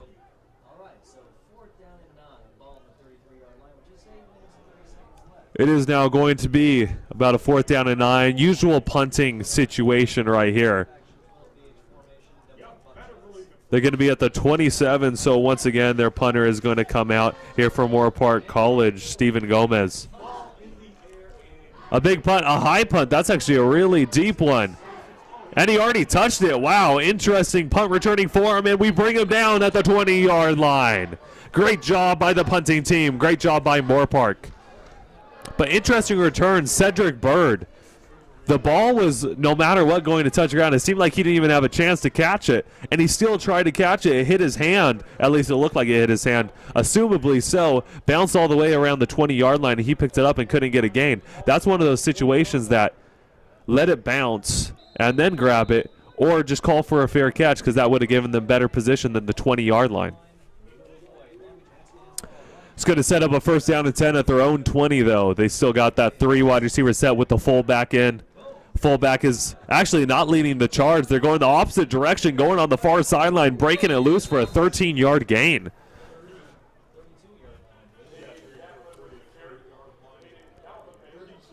Another nice carry right there by the Vikings.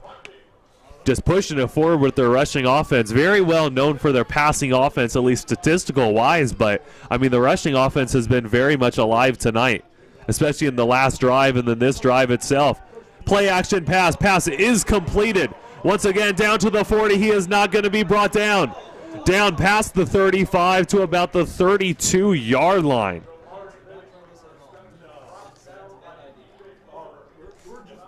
Wow, a big gain right there. Jabari Minix, the lead wide receiver. You see why he's the lead wide receiver for the Vikings, especially on that catch, because he just drugged J.J. Durden about 15 yards. Fake handoff. Pass is incomplete. Throws it right into the Moorpark Raider bench. Raiders trying to call that an interception. I mean, that would be pretty sweet, especially trying to turn the tide right now with 7 minutes left, about 7 minutes left in the third quarter with a 38-0 deficit for the Raiders. They have to definitely get something going. So if you could get an interception right here, as we did in the end of the second quarter, that would be great. 1st down and 10, ball at the 32-yard line. Raiders showing safety blitz, but backing it back up with Hayden Galvin. Safety's coming up inside the box. Got 10 in the box. Excuse me, 9 in the box. Pass is complete, but he is brought down right away, and some extra contact. No flag on the field, though. The clock is going to continue to run because he was pushed out of bounds. It's going to be a 2nd down and 10, ball at the 28-yard line. Excuse me, actually a 3rd down and 6. My apologies. It's going to be a 4 wide receiver set, 2 in the slot, overriding the near sideline with 3 wide receivers, dropping back to pass. Lowry looking to the middle. He got his main man, number 6, with the catch, past the 20, down about the 17-yard line once again. That was Cedric Bird. He's a small, nifty wide receiver. He is definitely used right in this offensive scheme because when he gets the ball, he has daylight in front of him. They give him routes where he could use his legs with it. He is definitely very elusive, and that is why he's one of the lead wide receivers, actually technically the number 2 wide receiver for the Vikings. Clock counting down, 6 minutes left in the third quarter. Rolling out to the near sideline. Pass is incomplete, straight out of the hands once again. It was tipped, though. It was a tip pass by Weston Cureau. Number 7, he's the linebacker in the game. 6'1", 220-pound freshman linebacker. And he actually tipped the ball before it went through the hands of the wide receiver. There is a penalty flag down on the field, though, once again.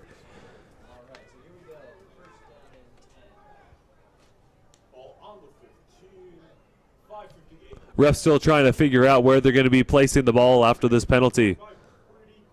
Looks like it's going to be against the offense since the offense is backing up a little bit more. Too many men on the field. Of course, there's 11 men on each team on the field at once, and they might have had 12 guys out there. I personally did not count, but they called that one, and it will back them up 5 yards. So it's going to be a first down and 15. Ball at their 20-yard line. It's still inside the red zone.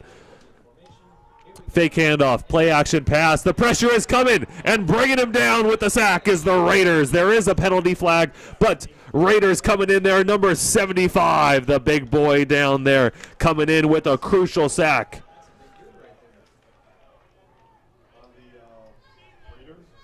Excuse me, that was actually number 76, Reggie Jackson. Reggie Jackson plays the offensive and defensive line.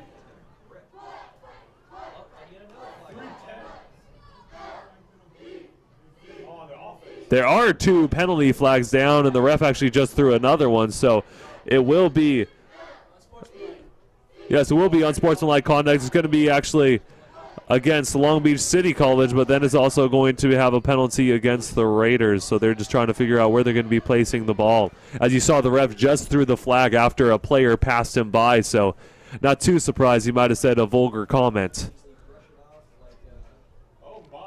Refs are going to continue to bring it forward, though, because the big penalty was against the Raiders. The ball is going to be placed at the 12-yard line, so it's going to be a first down and 10.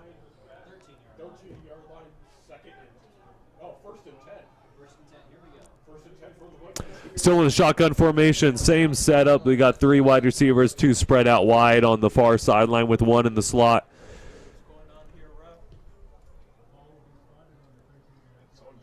There's also the fullback in the game as well to lead the blocking charge. Technically, it's going to be placed at the 13.5-yard line. We'll just call it 13 for. It's a handoff straight off the left tackle down to about the 10-yard line. Another good gain right there by the Vikings, just continually marching down the field. Big boy Richard Watkins coming back in the game for the Raiders, trying to clog up the holes right there on the defensive line. This is truly an electrifying game. It's going to be a second down. About a second down and 5:20 left. 7. Excuse me, it's actually going to be, yes. Another touchdown here. Drop back to pass. It's going to be a play action pass, but it is just broken up.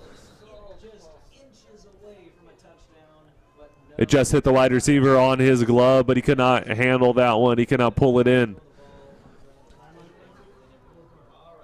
Wasn't able to make that one-handed catch, but as you just heard right now, it was a penalty flag. It's going to be a sideline warning against Moorpark Raiders. So the Moorpark bench, if they speak out too much after that penalty, they will be having some big-time penalties in the rest of the game.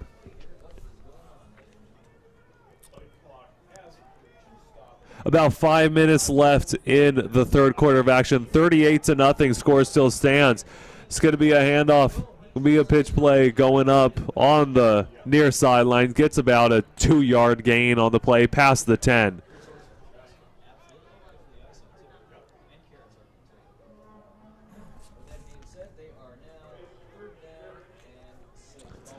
Could have set up a third down and 6 to be exact. That was actually number 23, Marquise Mason, with the carry once again.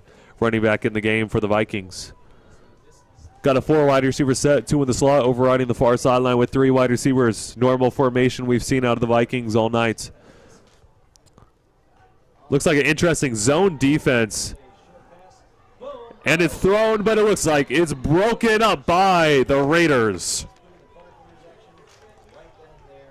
Great job right there by the defense.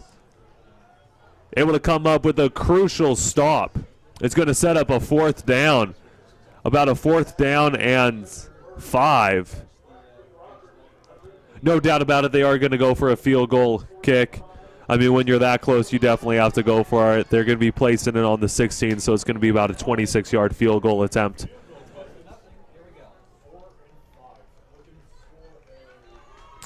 38-0 lead once again for the Vikings, trying to make it 41-0. The kick is up. It looks like it's straight through the uprights, and yes, it is. It is good. Long Beach City College Vikings up in this match, 41-0 against the Moorpark Raiders. Now, while we have another small break in the action, we want to thank a few more of our sponsors. The lender you can call home. PennyMac. Let us tackle all your mortgage needs here at PennyMac. 9 Design. Print and interactive media. 9 Design. Wells Fargo. Together we'll go far. Wells Fargo. DCH Auto Group. Delivering customer happiness. DCH Auto Group. Nationwide is on your side. Nationwide. And Jersey Mike Subs. Since 1956. A sub above. Jersey Mike Subs. Moorpark Raiders now coming back to return this kickoff. Vinny Corso, number 20 on the far hash mark with Raymond Thomas on the near sideline, the near hash mark. Number 25 out there to receive the kickoff, down 41-0, trying to put some points up on the board.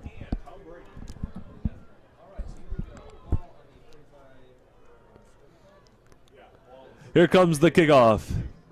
It is deep. Vinny Corso, it goes straight over his head into the end zone. It will be a touchback. The Raiders will take control at the 25-yard line, their own 25-yard line, with about 4 minutes, 20 seconds left in the third quarter of the action. Still down 41-0.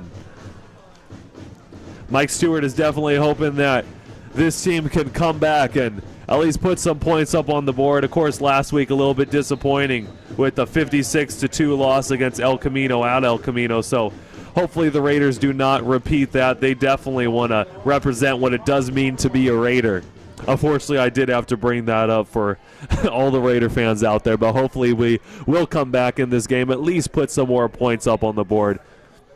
Never want to see a goose egg up there. Darling, empty backfield. 5 wide receivers. A wide receiver screen. Pass is completed. Cameron Prentice Brown brought down almost immediately, but it's going to be right at the line of scrimmage. That's where the rest spotted it at the 25. Number 25, Ray Thomas back in the game. As you can see, Ryan Matlock, number 4, wide receiver on the near sideline. Cameron Prentice Brown in the slot on the near sideline. Vincent Corso also in the slot on the near sideline. Christian Graves is on the far sideline, number 11. Dropping back to pass. The rush is coming, and he is brought down. Tanner Darling suffers the sack. That was a big-time sack. Number 42, Adebayo Soramikam was able to come down with that. He actually is one of the better defenders on this Viking team. The defense does have a pretty solid, the Vikings team does have a pretty solid defense, what I'm trying to say. And Adebayo, he actually has 5 tackles for a loss and 3 sacks, so just add another one of those sacks to those tally marks. With 3 minutes left, score still stands. 3rd down and 16 at their own 19. Darling trying to get out of it, but he is brought down once again. Another sack, and it looks like it's 42 once again. Adebayo just coming up with back-to-back sacks. Wow, Adebayo Soramikum able to come up with his 5th sack of the season. 2 in this drive alone, and they're both back-to-back. Incredible play out there by Adebayo, and the Viking defense is going to set up a big 4th down and 23 at their own 12-yard line for the Raiders. Obvious punting situation, of course. Don't want to take any chances on missing this big-time 4th down conversion. It's a short punt, a high short punt. A fair catch is called. Wow, something you have not seen in this game by the Vikings. But a great decision right there because they are going to be put in some great field position on the 45, and it's going to be the Raider 45-yard line. So only 45 yards to work with. I mean, that's very favorable for Long Beach City College. And once again, that was Cedric Bird, number 6, on the punt return.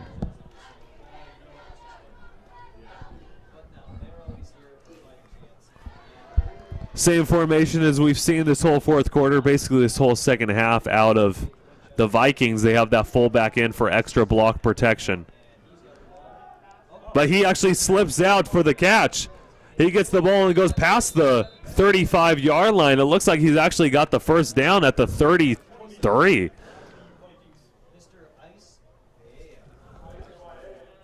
Oh, great job right there by the Vikings, able to get another first down. Siosui Vea was able to come up with that first down, number 27, that fullback in the game. A handoff straight up the middle, trying to make something happen out of nothing, and he actually does. He's able to get down to about the 29-yard line, so about a 3-yard gain on the rush. That's going to set up a second down. That was Bynum, Elijah Bynum, number 12, the lead running back there for the Vikings, able to get a nice gain on the play. 1 minute, 20 seconds left and counting in this third quarter of action. Still in the shotgun formation with 4 wide receivers spread out wide. The pass is incomplete as once again out of the fingertips. Wow, that's that man again. That's Minix. Jabari Minix has 3 dropped passes in this game. The other drop pass that we did see in the second quarter was number 6, Cedric Bird. But Minix, I mean, my sweet cherry pie, he just cannot hold on to the ball. He is probably sponsored by Butterfingers, as I was saying, and he is definitely sponsored by them after this game. Definitely not something to worry about, though, for Long Beach City College, since he is the lead wide receiver. So just something to kind of brush off. Drawn back to pass, 3rd and 7. Pass is complete, straight up the middle, past the 20. Knocked out of bounds at about the 17-yard line. And that, once again, that was Bird. Cedric Bird, number 6, on the catch.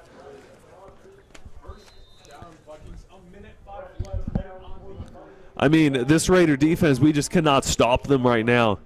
The secondary, the man-to-man defense that we're running, we sometimes drop into a zone defense, a man-to-man. Usually we were running a cover 2-man defense. It looks like we are running some more zone right now, but when we were man-to-man, you got to get up on them. And the zone defense, you got to protect that zone. You got to be on your toes and ready to jump at whoever comes at you, as Bynum gets the handoff straight up the middle down at the 15.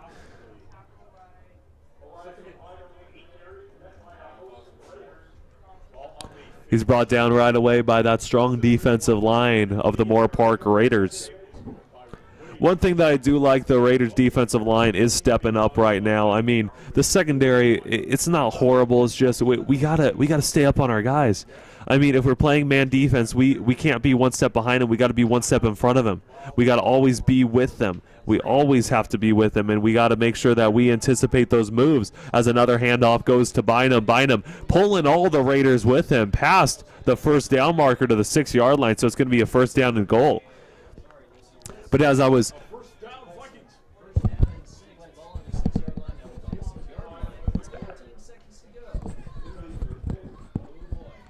about 10 seconds left in the third quarter.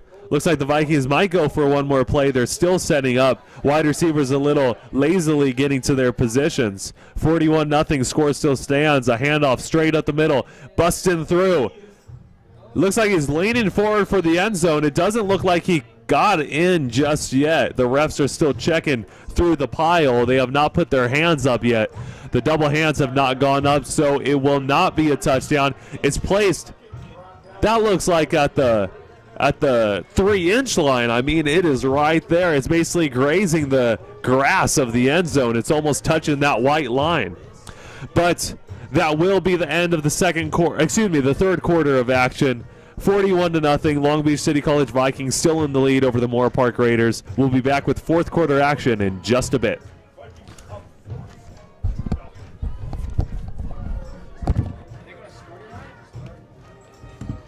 want slice of pizza? I scored the past.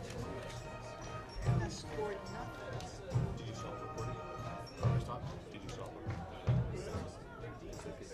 All Vikings. Yeah, I'll take the pizza. Oh, yeah, yeah. It's hard for me to kill this thing.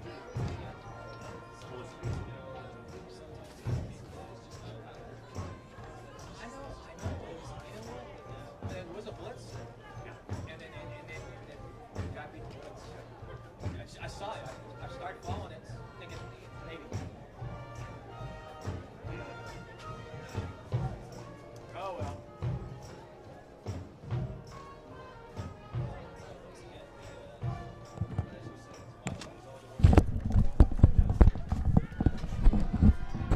We are now back with this fourth quarter action at the end of the third quarter. The Vikings are right there, right at about the 1 inch line. A handoff to the fullback straight up the middle, but he is stopped.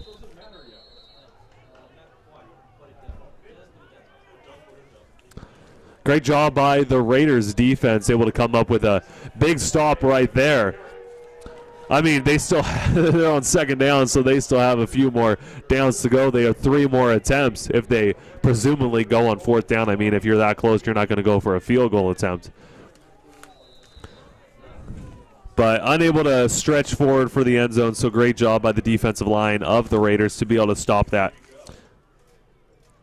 That was Vea, number 27. He is the fullback in the game. Once again to Vea. Vea trying to stretch forward, but it looks like the Raider defensive line is there. Wow, showing up big time. Leading the charge was number 7, Weston Curo. He's actually the linebacker in, so he was able to get there a little quicker than the defensive lineman, but still stopping that. So big time. It's actually going to be a 4th down and goal. Excuse me, that was a 3rd down and goal the last time because that first chance, that 1st down and goal was actually back still in the 3rd quarter. So it'll be a 4th down and goal at the 1 yard line. It looks like they won't be running the ball. Don't be too surprised if he does get the handoff, though. It is going to be a timeout. Looks like it's going to be timeout against Moorpark College. 41-0, score still stands. Long Beach City College is in the lead and in full control of this game right now. While we have a few moments, we're going to thank a few more of our sponsors real quickly. Los Robles Hospital and Medical Center, well within reach. Los Robles Hospital and Medical Center. Cricket Wireless, something to smile about. Cricket. Stonefire Grill, where community is served. Stonefire Grill. IBEW Local 47, Southern California's life powered for 125 years. IBEW Local 47. Thank you very much to all those sponsors. And we actually have a special message, real quickly, for all you Moorpark Raiders. After all of our games, after all of our home games this season, go down to Custom Pie, the best wood-baked pizzas. Go down to Custom Pie today and get yourself one of the best. That's also going to be the post-game party, the Raider happy hour after every home game.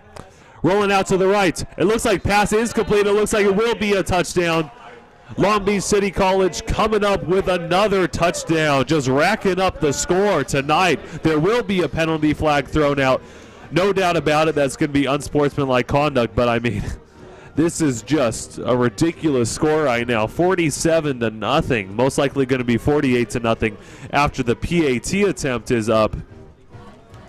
But they are just tearing up right now, this Viking offense. The Viking offense is just getting whatever they want out on the field. Hopefully the Raiders are going to step up. I mean, there's still 14 minutes left. Get at least a score on the board. These next few offensive drives, don't be too surprised if you see guys like Dax Blend come in. Just some backups to get some more reps, try to make sure that they're ready for the season, or even if Tanner Darling comes in, maybe work on some extra sets that they haven't been working on this whole game. Some more practice, just basically take this last time as a practice as the PAT attempt is actually up, and it's good.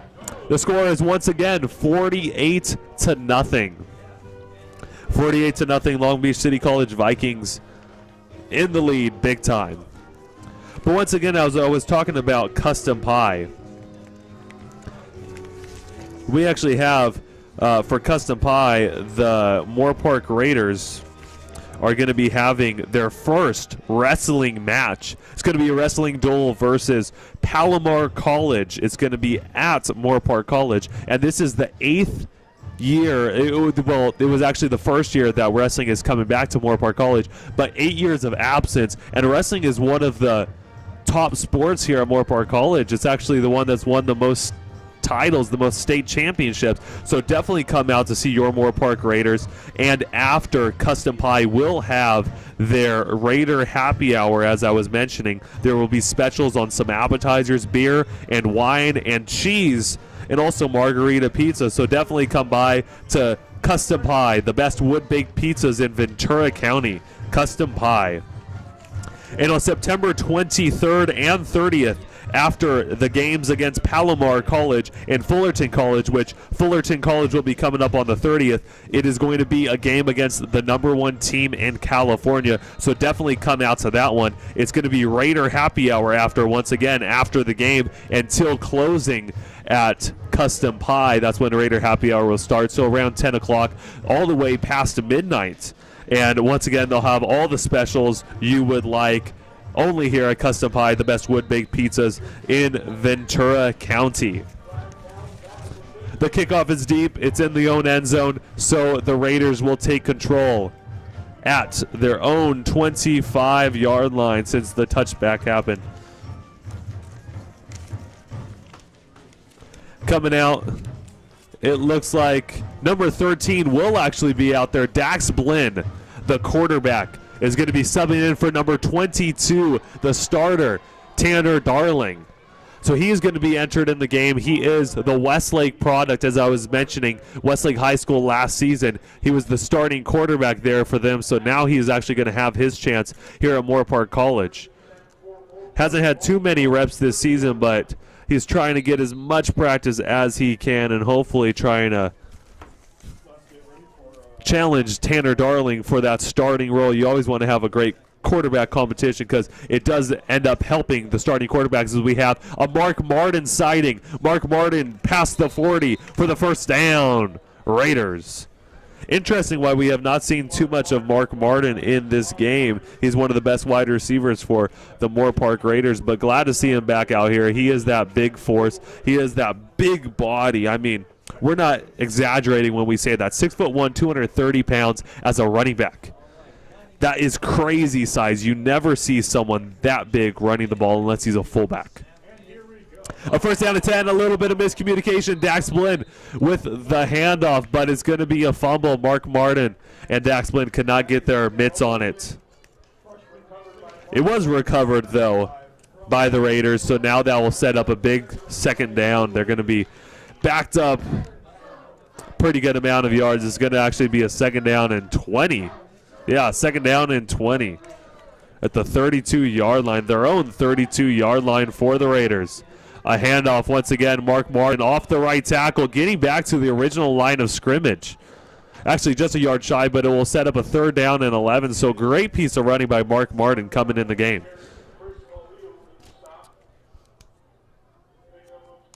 Excuse me, it will actually be a third down and 10. So he did get back to that original line of scrimmage, as I was mentioning.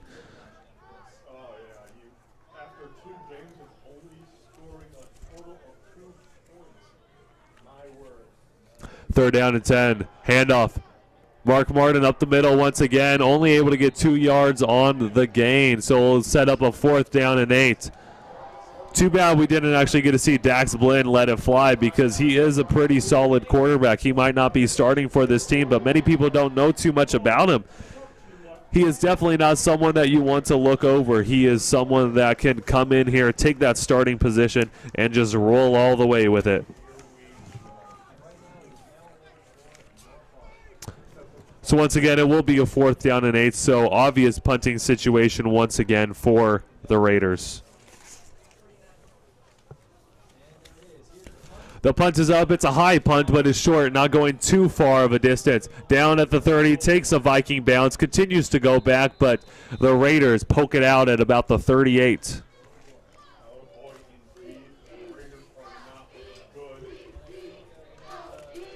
Great field position once again, as I was saying. I'm basically saying this all night. Great field position for the Vikings, but they get another great field position.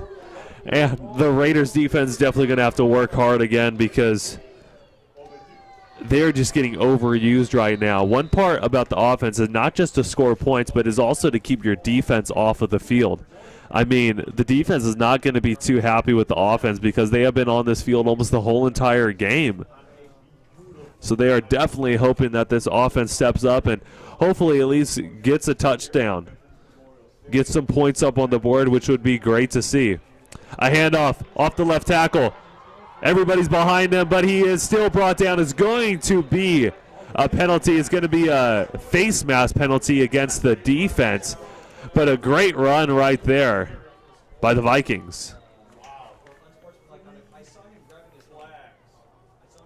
Yeah, it's going to be a face mask penalty.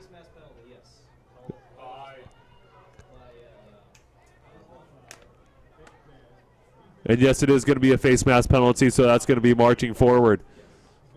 Going to be against the defense. It's going to be a big-time first down here for the Vikings.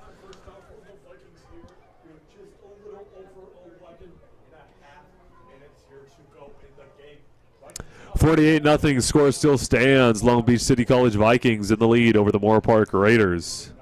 About 11 minutes, 30 seconds left in the game in this fourth quarter action.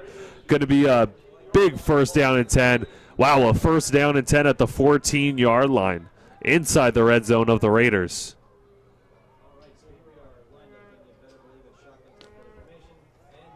A handoff off the left tackle. Has no men to beat, and he's in for the touchdown for the Vikings. That is Bynum. Once again, Elijah Bynum getting that touchdown.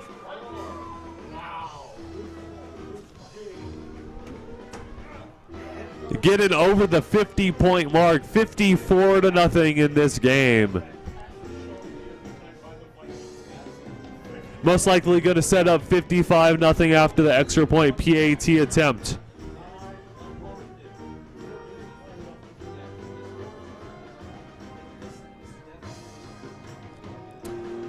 The PAT attempt is up, and it looks like it's straight through the uprights, and yes, it is good. The Vikings now have a 55-0 lead over the Moorpark Raiders in this Saturday night football action between the Long Beach City College Vikings and the Moorpark College Raiders. Now, I still have hope for the Raiders to be able to at least come down and put some points up on the board. I mean, the Raiders haven't been shut out for a long time. I know it didn't happen last season. I don't believe it happened the season before. It's hopefully not going to happen this season, even against Fullerton, the #1 team in California last season, which they're also #1 this season. They put up 6 points. El Camino last weekend, they put up 2 points. So, with the safety, of course. So, hopefully, this Raiders team can step it up and at least get something on the board. Once again, Vincent Corso on the near sideline, number 20, the wide receiver and kick return specialist, with Raymond Thomas, number 25, on the far sideline, running back and kick return specialist.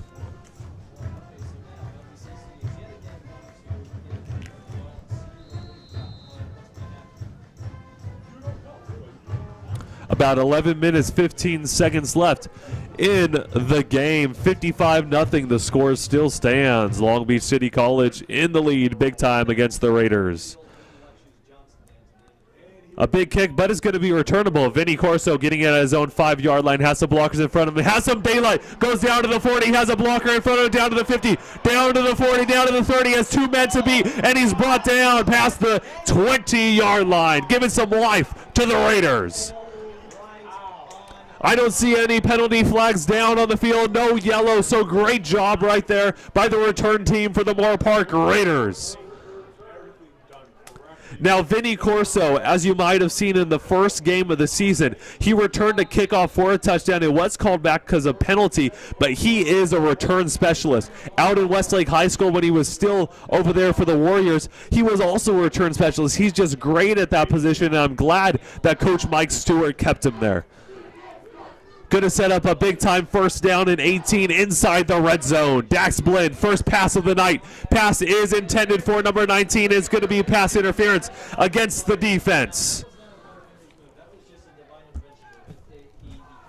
Number 19 there was Grant Lowry.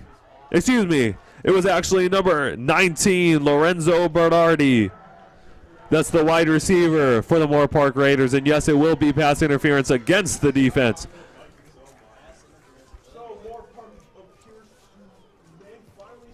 A little bit of extra contact while the ball was up in the air. Of course, you can have as much contact as you want in the first 5 yards. That is legal.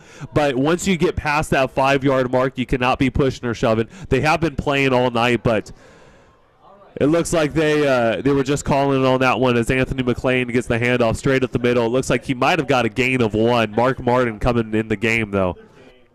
And you see number 5, Mark Martin, number 4, Ryan Matlock, number 25, Ray Thomas back in.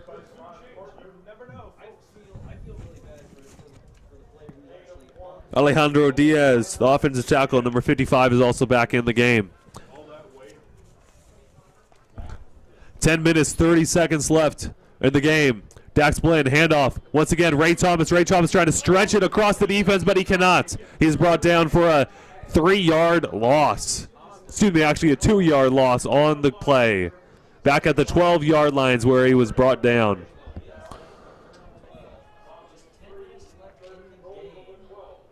It's going to be a third down. Yes, it's actually going to be a third down and goal because that was the first down and goal at the beginning of the second down and goal. So a third down and goal at the 12-yard line. Dax Blinn, still the quarterback in the game for the Raiders, the backup quarterback. Going with an empty backfield, shotgun formation, a definite passing situation. They're stacking the box with 8. Blinn passing it, but it is deflected. Wow, that was a big-time pass deflection. It looked like he could have intercepted the ball, but just could not keep his mitts on it. Now the Moorpark Raiders are coming out, trying to get some points on the board. I mean, 4th down and 12, first field goal attempt of the game. It's going to be a 29-yard field goal attempt. Number 99, the starting kicker, coming out for the Moorpark Raiders. Great to see him out here. Riley Garrett showing up tonight. There is going to be a timeout on the play. Be a timeout. Interesting to see the timeout. Interesting to see a timeout taken by the Raiders because you don't want to ice your own kicker, but usually when a timeout happens, they're going to debate whether they're actually going to kick the ball. I mean, Mike Stewart, he could pull something out of his bag of tricks right here and try to go for the touchdown with a 4th down and 12, but so don't be too surprised if you see that because Mike Stewart, he is definitely an established coach. Played at USC, played at Fresno State University, actually started his coaching career at Fresno State and now is at Moorpark College. But he was actually a Westlake High School alum himself, and he definitely knows these situations. So don't be too surprised if Riley Garrett does not get this field goal kick after that timeout. Here comes the snap. The hold's good. The kick is up. Riley Garrett, it looks like it's straight through the uprights, and the Moorpark Raiders get on the scoreboard. The Raiders getting 3 points. The score is now 55-3. Moorpark Raiders showing up with something on the scoreboard. It's great to see Riley Garrett get there, out there and actually make that one. Try to build some confidence because, I mean, after being down by that much without anything on the scoreboard, with just laying a goose egg this whole entire time, it's got to be deflating for a team. So when you actually get some points on the board, you don't see the 0. You see those 2 lines taken out, which makes a 3. That is very exciting for the Raiders, and hopefully they'll at least gain some momentum, finish out this game on a strong note. Of course, this victory is very far out of reach. It's basically a Viking victory. It's just we need to wait for the clock to run out, but I hope that the Raiders, they show up, they make sure that they have pride in themselves. They have pride to be a Moorpark Raider, and they're playing for the name on the front of their jersey. So hopefully they'll be able to come out, play some strong defense, and try to get some more points up on the board to represent the Raiders. About 9.5 minutes left in the game, 55-3. Vikings in the lead. Raiders coming off of their first points of the game with the field goal kick. Here comes the kick. It's a short kick down to the 17-yard line. A block in the back, it looked like, but no penalty flag thrown yet. They're returning on the far sideline, and Moorpark just cannot tackle right now. He's going to be brought down at the 50.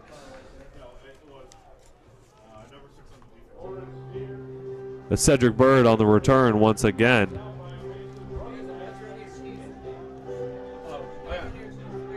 Oh, yeah, I got some. Thank you.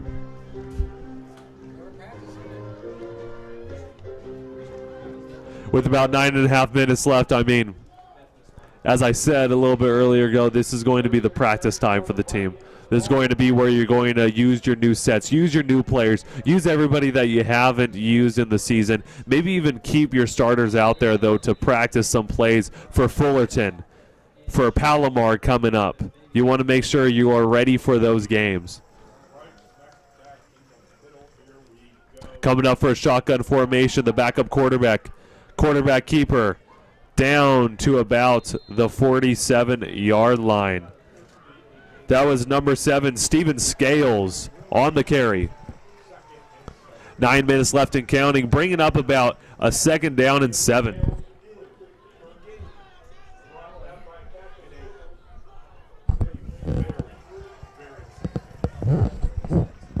Same formation in the shotgun. 3 wide receiver sets, still have the fullback in the game. Low snap, but the handoff is good. Going straight up the middle. About a 4-yard gain on the play, down past the 45-yard line to the 44 for the Vikings. Vikings just continually gaining ground right now.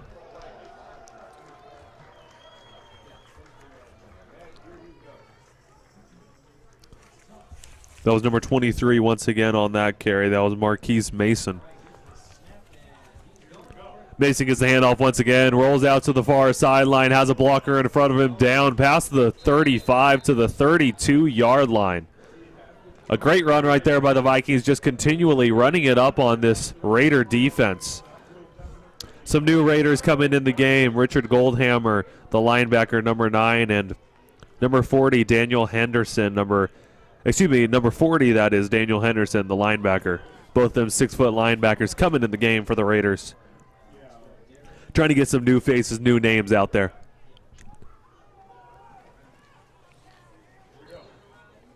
Handoff off the right tackle. Excuse me, that was actually quarterback keeper off the right tackle. For about a 3-yard gain. Just continually running this football, which will run out the clock. That's number 7, Steven Scales, that was there for the quarterback keeper. Steven Scales, it looks like he's more of a rushing type quarterback, not really passing the ball too many times, kind of used almost in a wildcat type form. Here comes the handoff. Handoff coming up the middle. That's Patrick Lee. Down to about the 21-yard line. It's going to give the Vikings a 1st down, and once again, that was Patrick Lee, number 17, the 6'1", 190-pound freshman wide receiver out of Dominguez High School. Dominguez High School, very well known for their football program, so a great player Long Beach City College has on their hands. 6 minutes, 50 seconds left in the game, 55-3. The score still stands. Vikings marching closer and closer to the red zone. Knocking on the door of the end zone. Patrick Lee trying to stretch forward for at least some type of gain, but he is pushed out of bounds. Pushed out of bounds by a few Raiders. That was actually number 7, Weston Quiroz, that was there to lead the charge. Going to be a 2nd down 10, ball on the 22-yard line. Usual formation, 3 wide receivers, 2 wide receivers on the bottom of your screen on the near sideline with 1 in the slot. Handoff straight up the middle. Runs into his own lineman, but brought down for a 4-yard gain.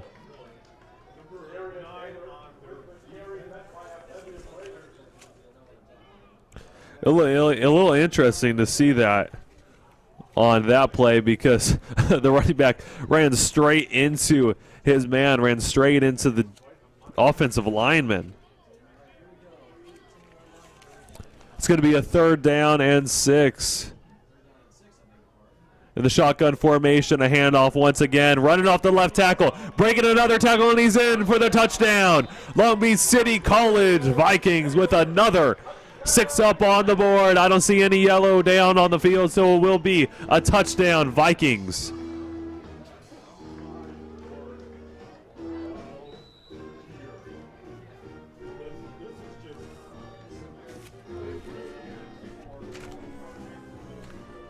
Coming up for the extra point PAT attempt are the Vikings. About 5.5 minutes left in the game. The field goal kick is up, and it is good. Score of 62-3 in the 4th quarter here. Long Beach City College up big. Talking a little bit about our wrestling over here at Moorpark College. Definitely save this day because for the first time in 8 years, Moorpark College will be having the wrestling program back in action in Raider Sports Pavilion on September 29th, 2017 at 7 p.m. as the Raiders will host Palomar College Comets in a dual meet. Be a part of Moorpark College's history by attending to the first prestigious wrestling match on campus under the guidance of our new head coach, Lindley Kistler. Come and enjoy a special pre-meet ceremony along with our college president, former wrestlers, and dignitaries. Before the wrestling program was suspended due to the California state budget crisis in 2008, the Moorpark College wrestling team were the state champions 5 times in 1990, 91, 97, 99, and 2000. They are definitely coming out here to support, so make sure that you go and support them at the Moorpark Raiders Sports Pavilion on September 29th, 2017 at 7 p.m. That's going to be next Friday. Excuse me, actually 2 Fridays from now because next Friday will be the September 22nd. So the Friday after will be September 29th. So make sure that you do that before October hits. Now here comes the kickoff. Kickoffs. Vincent Corso is returning it, and he has daylight in front of him once again. A great return by Vinny Corso. Vinny Corso showing you that the Raiders will always fight. Wow, it looks like he will be brought down at about the 47-yard line is where they're going to spot it, but Vinny Corso, great job by him, showing why he is the main man out there for kick returns, for punt returns.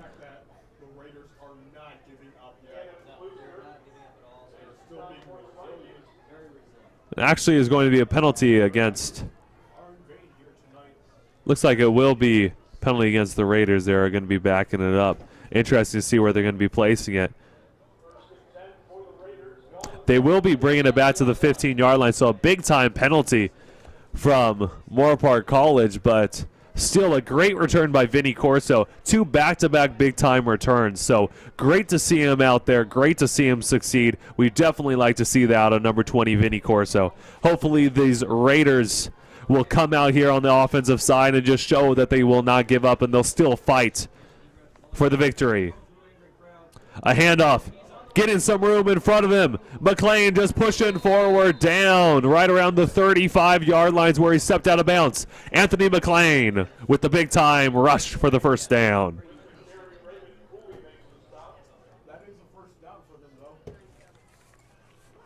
Some new wide receivers in the game, as you can see. Number 3 is in there, Cameron Mayweather. Number 19, Lorenzo Bernardi.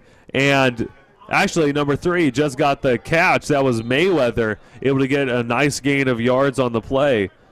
Also out there is number 33, Curtis Couliard. Number 23 is also another wide receiver out in the game, William Boucher. Boucher. I think it's French, Boucher. I mean, it could be Boucher, but I think it's more pronounced Boucher. I'm going to go with Boucher. It sounds a little fancy, sounds a little French. We're going to go with it. Blinn in the shotgun formation, 2nd down and 5 at the 42. Blinn. Incomplete pass. I mean, Boucher was right there, but he kind of hesitated on the pass. He had a little pump fake, trying to shout out pump fake Jordan like all those basketball players do, but I mean, just could not get it to his main man straight down the middle of the field. So unfortunately, it will set up a big-time 3rd down for the Raiders. The Raiders just have to continue to push forward. I mean, they need these yards. They need to stack up the stats. They need to at least try to get a touchdown up on the board. Blinn pass incomplete to Mayweather. Mayweather was covered, but there is a penalty flag. I'm wondering if they're going to be calling pass interference. I mean, it didn't look like there was too much contact, but maybe enough contact for the refs to call it. Number 1 was actually on the coverage. Number 1 on the defense, the cornerback in the game, Raymond Cooley. 6'2", 205-pound defensive back, and yes, it's going to be against the defense.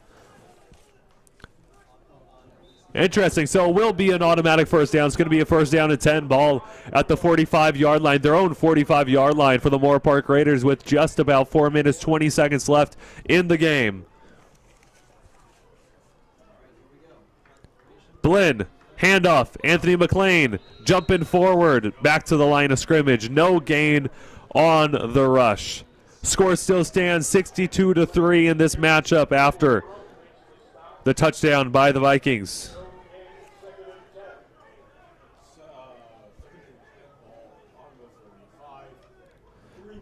It's going to be 2nd down and 10. 4 wide receivers set, 2 in the slot, overriding the far sideline with 3 wide receivers. Blinn going back to pass. Has the rush coming out, and it's going to be a halfback screen play. Anthony McLean stretching forward for the 1st down and continue to reach it forward. Wow, brought down at the 42. We needed some Anthony McLean in the first half. My oh my sweet cherry pie, he's definitely doing it again.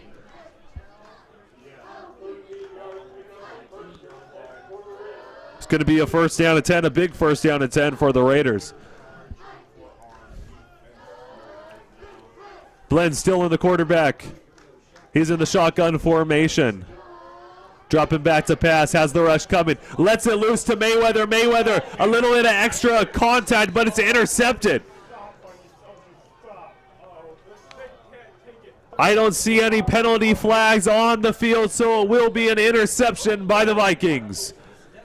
Once you saw the Raiders marching down the field, it gets intercepted off of them. I mean, I thought the Raiders had a chance to maybe put a few more score, at least one more score up on the board, but unfortunately after that pass, Dax Blinn was short on that pass play. It was behind Mayweather. He was double covered after the safety came over and just was able to snatch that one up. Vikings now coming back with a 1st down and 10 on their own 16.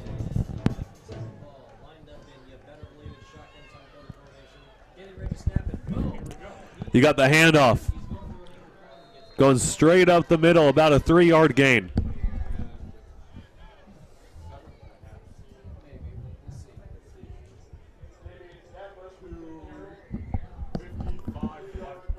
It's going to be about a 3-yard pickup, so it's going to be a 2nd down and 7. Shotgun formation once again, a handoff on the left side of the field, the near sideline, but he's brought down by the Raiders.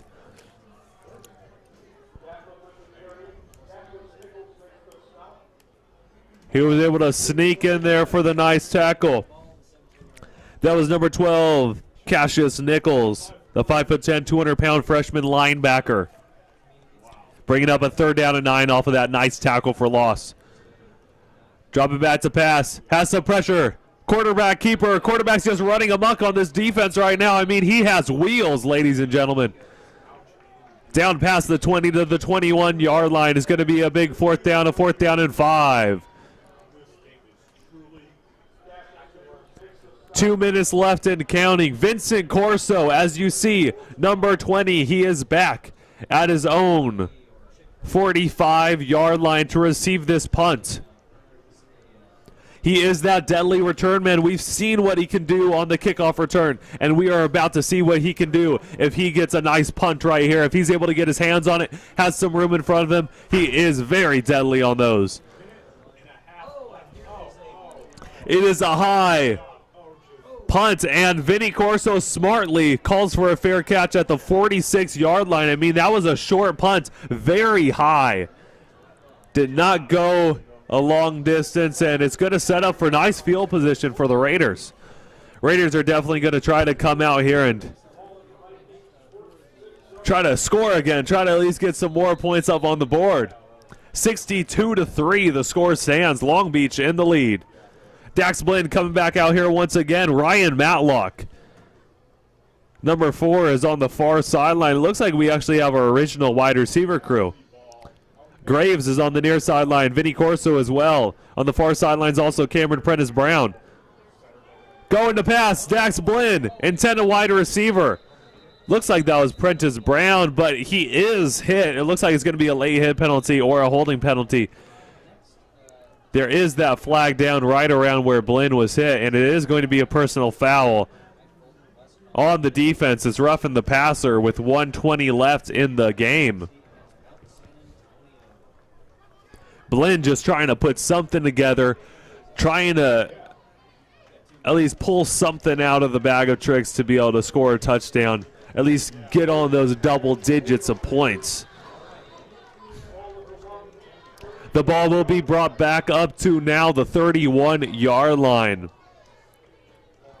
Ryan Matlock, Cameron Prentice-Brown, Vinny Corso, Graves, all the wide receivers in the game right now.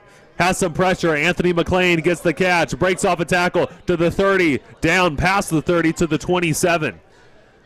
Raiders still have one timeout left in the game. Don't be surprised if you see them use it at least sometime during this drive to preserve the clock.